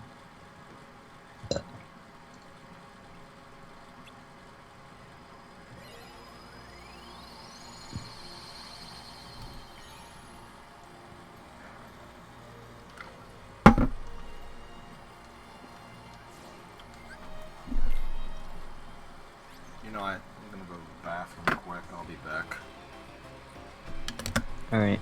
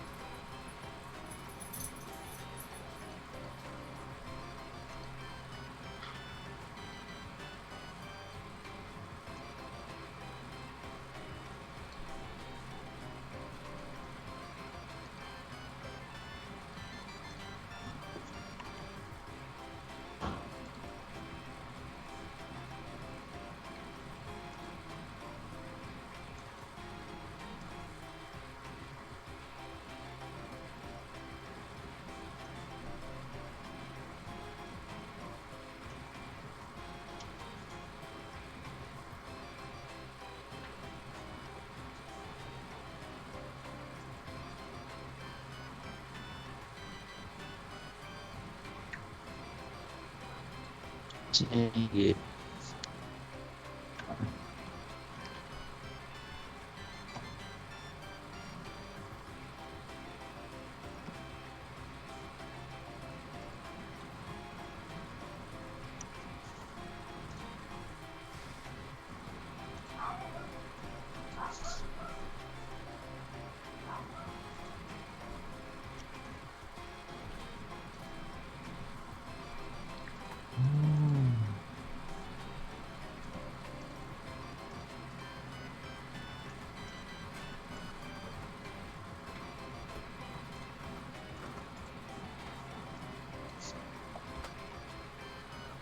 Alright.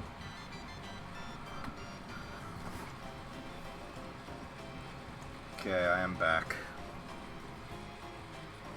Alright. You still haven't gone to eat the meat? Nope. Still haven't left yet. I don't think it's... Somehow it's taking forever. Wow. Usually we eat at like 6 or 7. Let's go. Yeah, it's already 11:30 over here. Mm.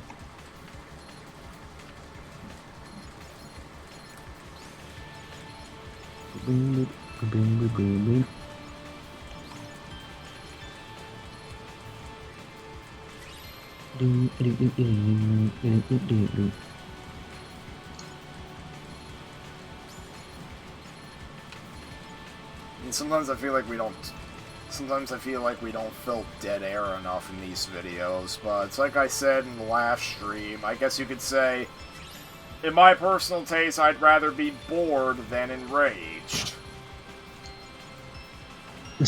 Yeah. Freaking...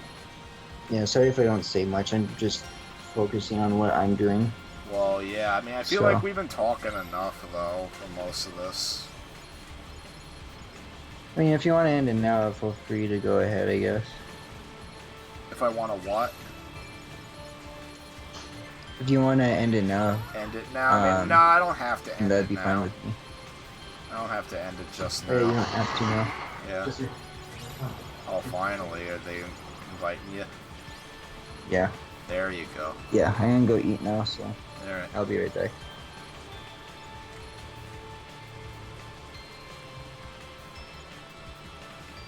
Ay, ay, ay. Hello, boy.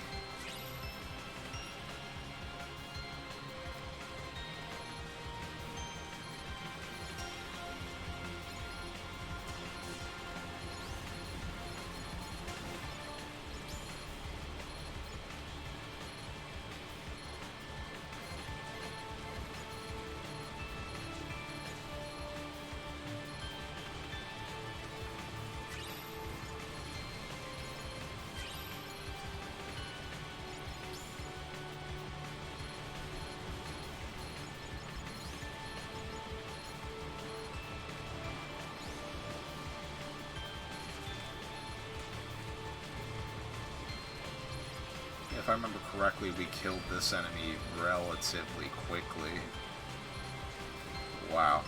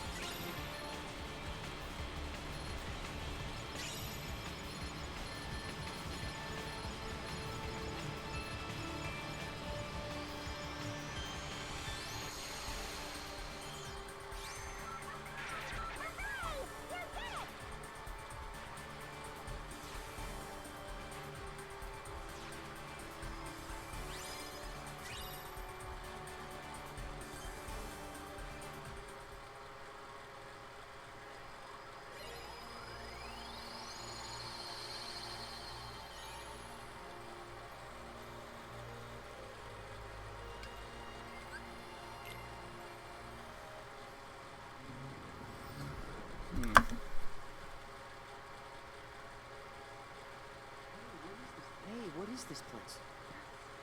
It's huge! It's sort of gloomy, don't you think? I wonder who lives here.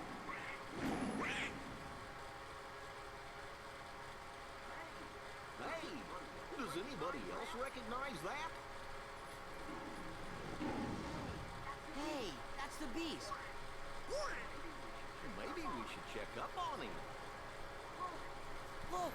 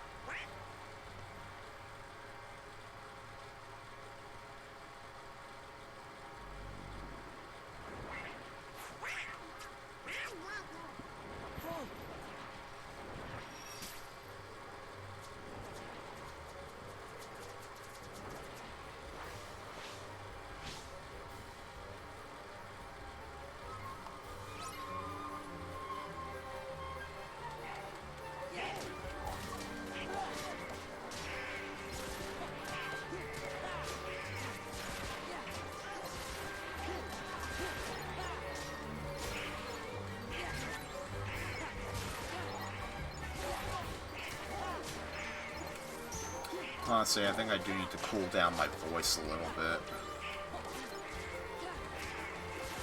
Sorry if there's dead air, but kind of don't have nothing right now.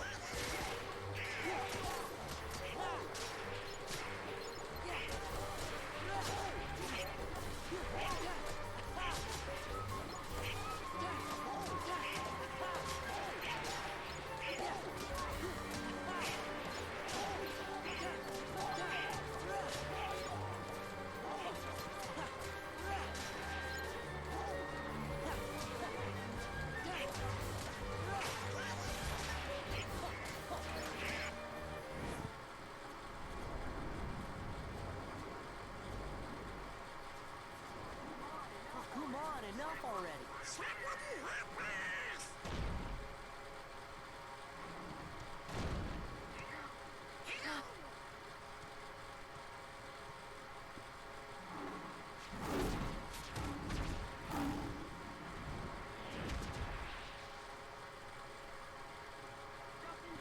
Just in time.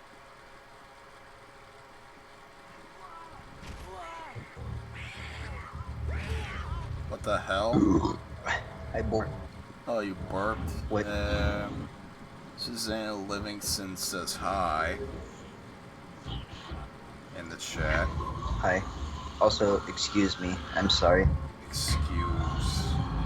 Yeah, excuse me. Excuse?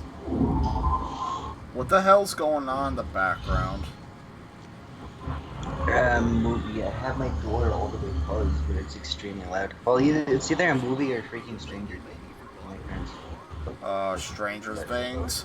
I know people go crazy over that series, but I've never actually watched it. My parents tell me to watch it all the time.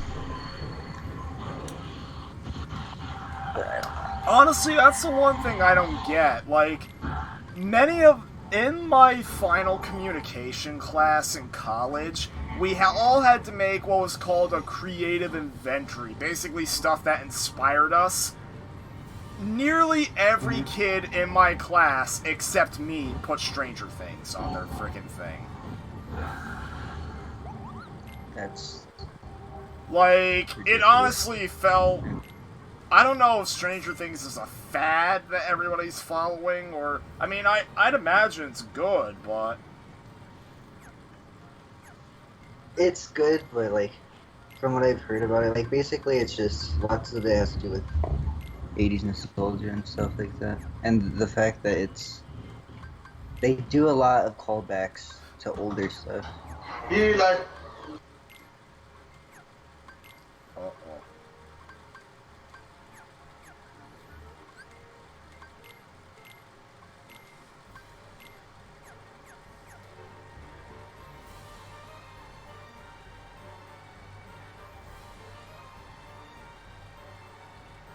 I'll be right back. Okay. Sorry.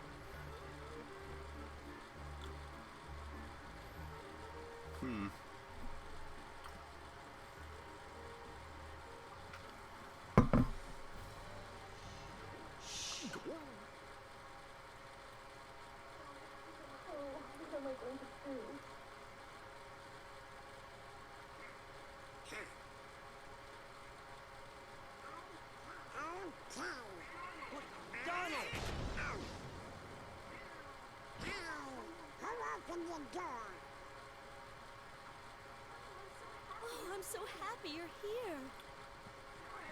Donald. Sora. Goofy. Hiya. Honestly, this is why I think I like KH2 better. I just like how there's a perfect balance between returning Disney characters and new Disney characters. I think in KH3 they put way too... Jesse, I was just describing another thing that I think this game does better. There's a perfect balance between returning Disney characters and new ones. Here, in KH3, on the other hand, it's almost entirely new characters.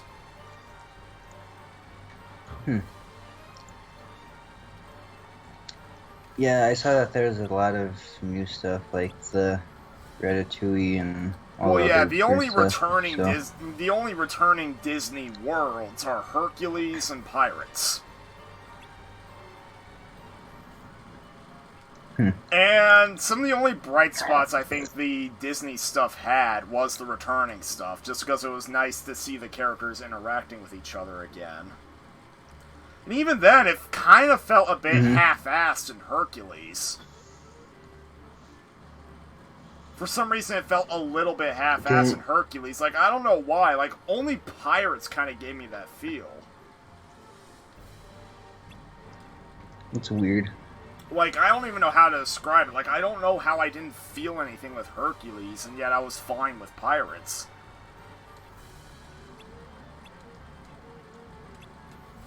Who knows?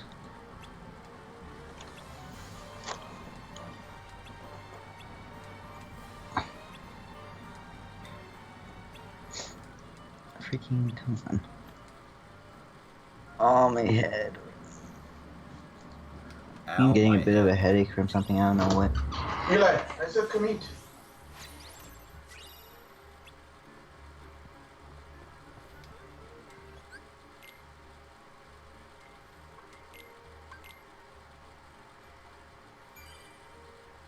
Jesse, you know if you need to rest, you could. Or he went to go eat, I guess. So I'll play for a bit more. Oh no.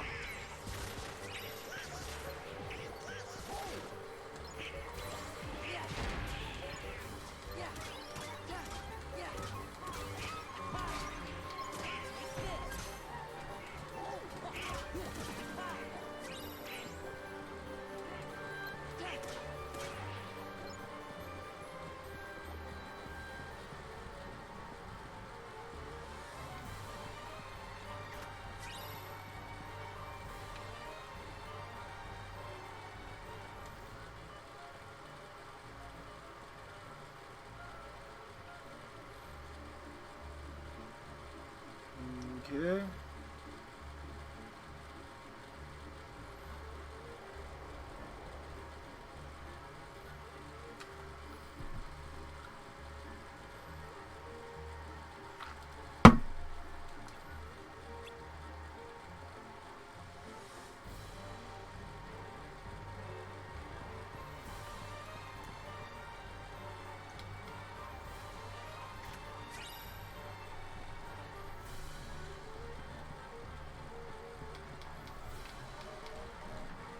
Yeah. Alright, finally everything's fine again. Oh yeah.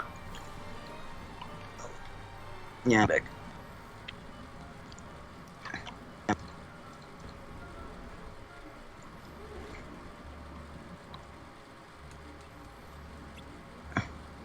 Yeah, I'm mostly getting a headache. I'm not tired, I'm just I getting mean, a headache. if you did need to rest, I could end it.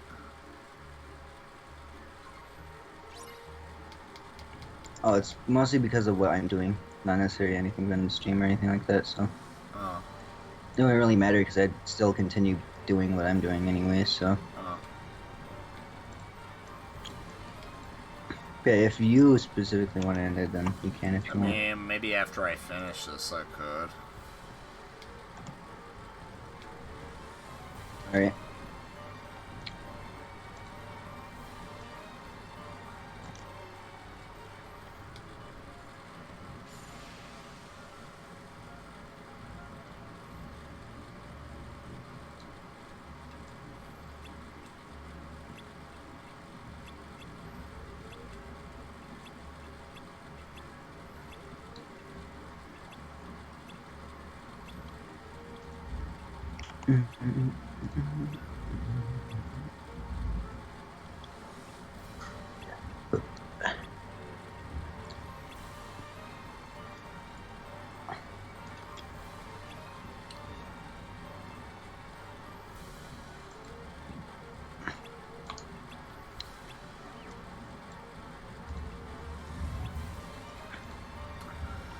Yeah, now that I'm thinking back, freaking, I swear, freaking, they would have been better off bringing back some of the Disney stuff from the earlier games. Like, I was very disappointed when they didn't bring back Aladdin to adapt the third movie.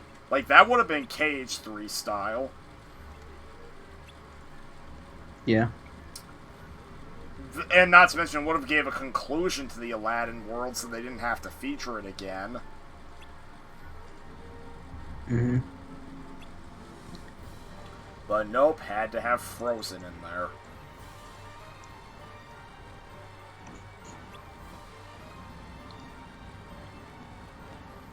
If there, I mean, there probably is going to be KH4, but there's probably going to be like other stuff as well. Mm-hmm. So, I mean, people like, keep theorizing that more Marvel and Star Wars stuff could appear in later things, and now that they have access to 20th Century, maybe that stuff could be in, but I doubt it.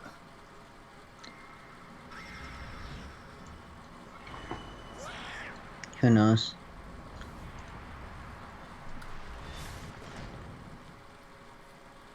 Not to mention, they didn't have any significant super boss in KH3. I'm hoping Adam's not watching.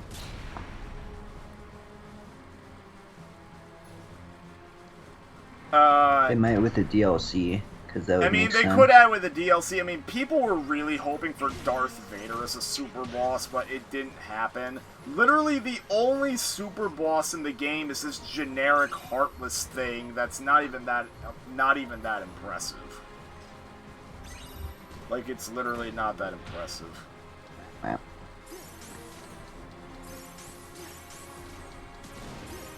That's unfortunate.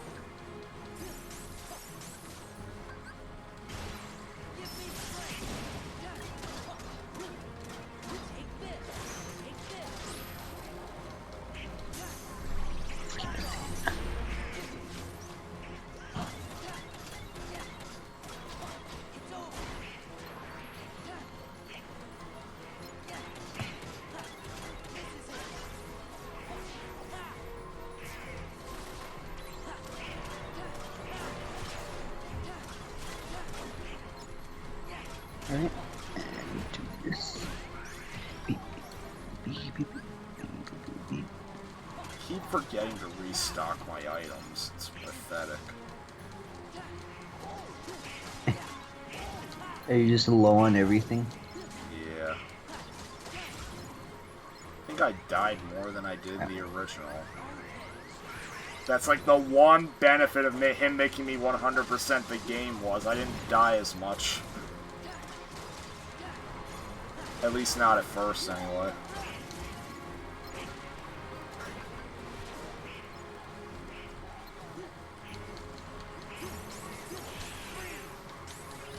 Fucking, oh my god. There we go, dead. Sewer Showdown. Beaten. I think there's an auto stock. Whoa. Thing. Auto reload. Yes, auto reload. Yes, yes, yes. Okay. So why is there no auto reload? So Darth Vader people. Except the Vader, people should have petitioned for freaking drunk Obi-Wan. Yeah, fucking It would have drunk been a Obi-Wan. much better boss. Yeah, we all know drunk Obi-Wan needed to fucking be in the game.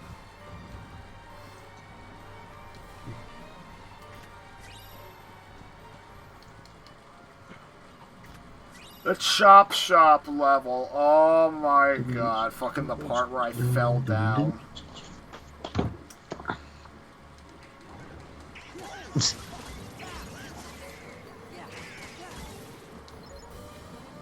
Freaking, I'm having Adam spell out the letters of Mario Tube 101. When he gets to I, he freaking laughs at the fact that I freaking fucked up in the game.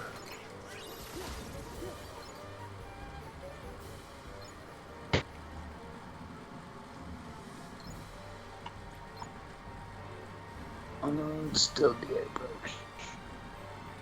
Go back. Babkish.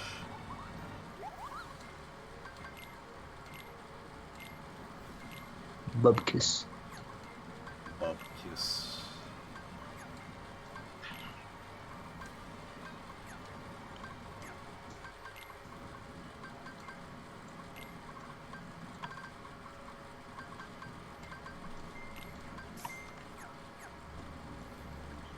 Horribles. That room where if you fall off the platforms, you fall in lava? No. I am getting a bit exhausted myself. Frickin' if I lose the boss again, I might give up.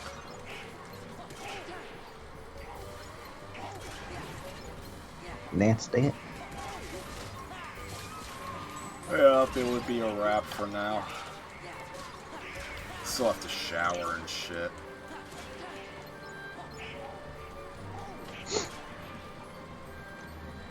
Alright, is everything good? Is everything good? Is everything good? Okay, everything's good.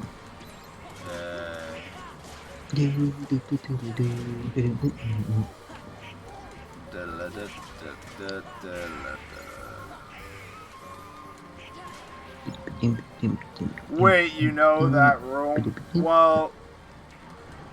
Oh, he was asking if I already knew about it. Yeah, well, I remembered in the last level, frickin', you had to, like, rise up for, like, these fans, and if you made a wrong move, since the fans were moving, freaking you'd fall down.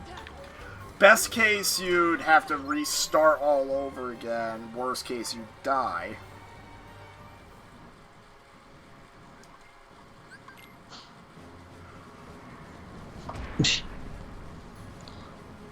There's the levels you do in Maker 2 because they have vertical subsections now. Yeah. So you could literally make levels where you have to climb up basically extremely tight platforming and have the player fall all the way back down and basically die to the time limit.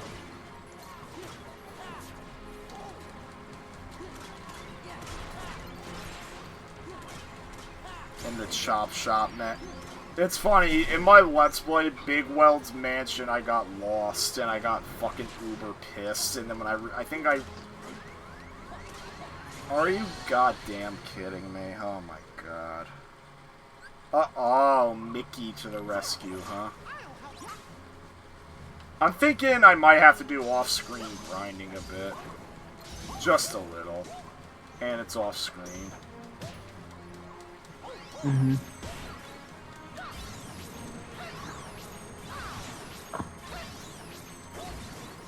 Fucking Mickey. Fucking...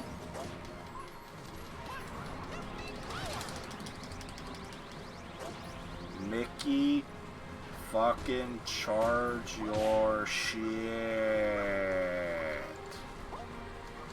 SpongeBob SquarePants. SpongeBob SquarePants. SpongeBob Square. La la la la la la la la la la la la la la. And SpongeBob's a freaking psycho on the road. Robots runs at 70 FPS on GameCube. Okay. It's weird. Yeah, 70 FPS does sound weird. Oh my god, I GameCube. actually... Because of Mickey to the rescue, freaking I win. The GameCube obviously uses the power of the cloud. Freaking... That just sounds really I weird. mean, Gmod I'm able to get running at like 120 frames per second. Usually on low. I'm not sure how much my monitor... I think my... Wait, is this even my monitor? I don't remember if this is my dad's monitor or if it was Brandon's monitor. I think it was Brandon's monitor, actually. Oh. But I don't know how much hertz it even runs at, so...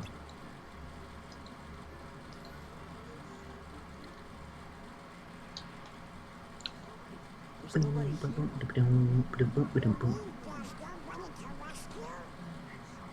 Did someone say rescue?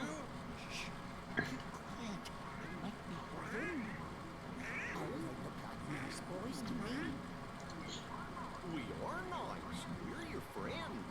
Yeah, Val sent us to find you.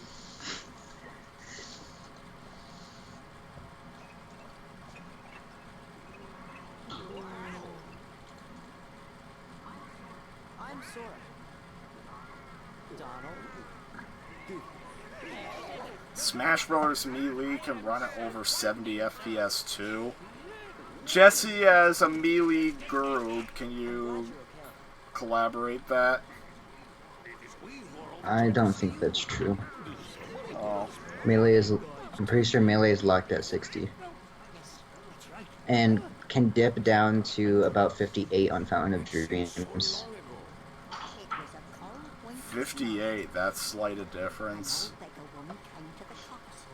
It's very slight, but it actually caused the stage to be banned in doubles play, because it only goes down if you have a bunch of characters on the screen. And it probably gets worse if you have Four Eyes Clammers on Fountain of Dreams. Oh. But I think in general Melee runs between 50 to 60, but mostly at 60. You know, I actually forgot. I think maybe Hertz. He might mean Hertz, but I don't know. You know, it's funny. I brought up Doom 3 on Switch much earlier, and I think I forgot to mention that. I mean, we talked about the whole logging in with Bethesda thing, but I found you could just simply back out of that. Freaking, I forgot to mention, the game runs at a full 60 FPS. I mean, it has occasional dips in some areas, but for the most part, it runs very steady.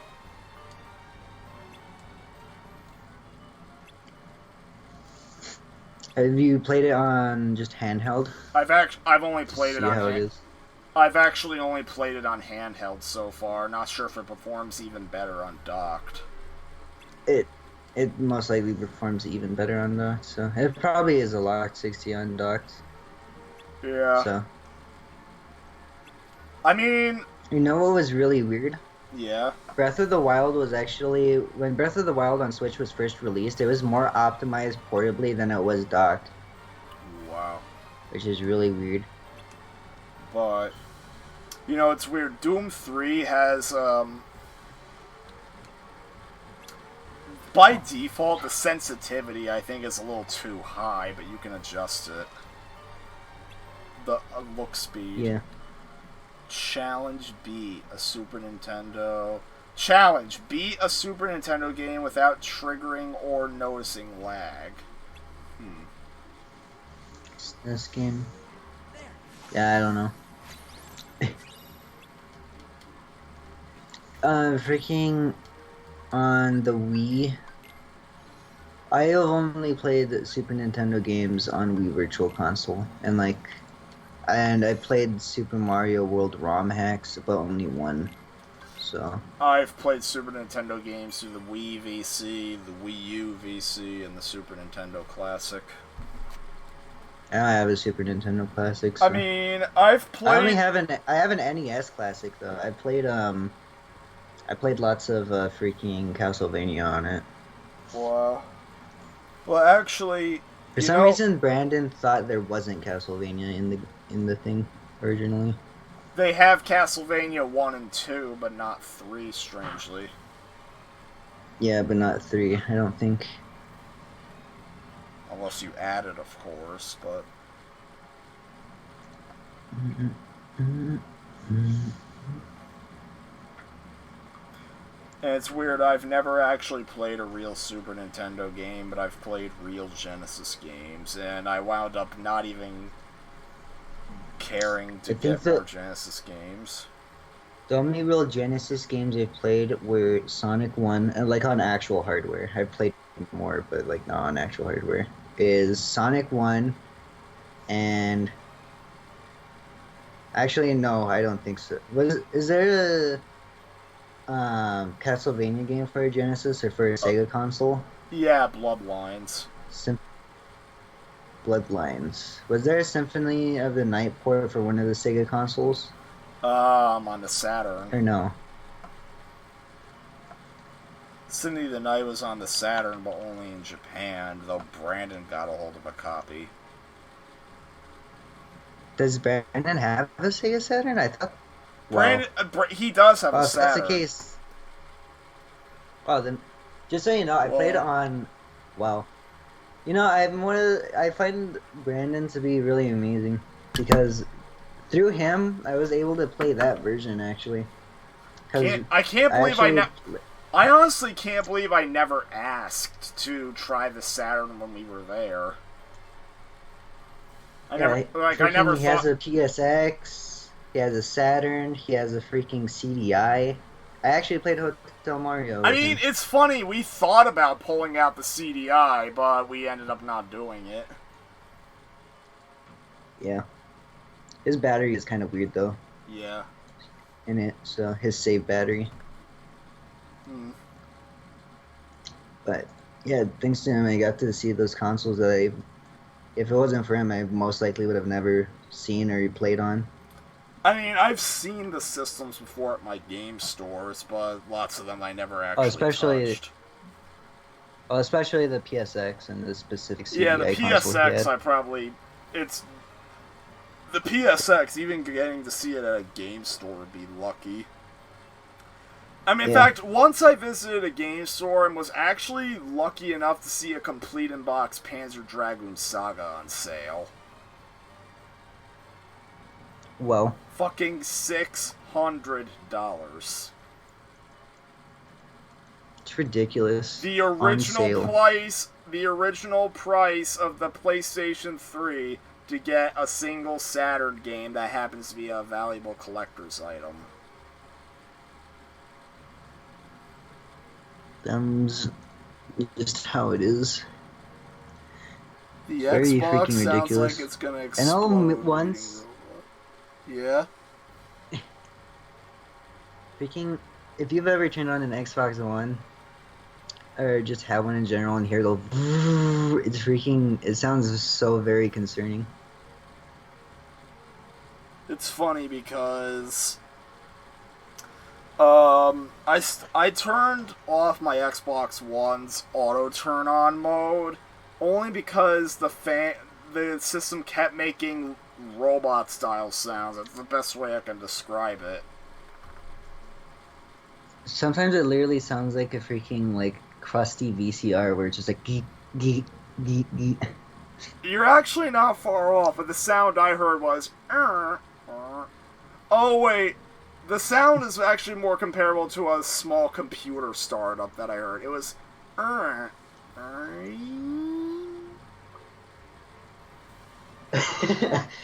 It sounds, something about that sounds funny.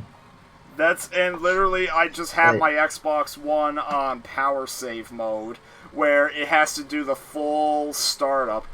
And Video Kid's right, the Dreamcast is a pretty loud system. In fact, yeah, he's actually kind of right. The Dreamcast is... The PS1 is pretty loud too, but the Dreamcast, yeah, I think the Dreamcast is louder. Dreamcast and Xbox One are extremely loud consoles. Freaking, I think, I mean, my PS4's fan gets really freaking... My PS4's fan runs really heavily on demanding games. Like Red Dead 2, it runs heavily. It was running... I think it was running heavily on another game, but I don't remember which. Oh, Sniper Elite 4. Sniper Elite 4. I should vote for Adam to make another text channel in the FirePie group. Yeah. I want him to maybe oh wait, can I just add a new one? Oh, I can't create a new text channel. Huh. Well, or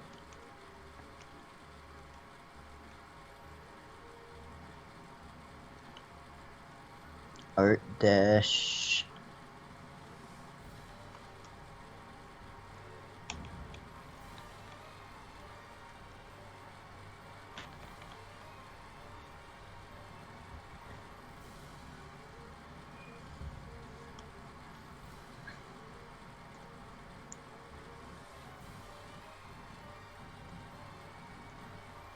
Streaming advertising. Art dash images. Okay.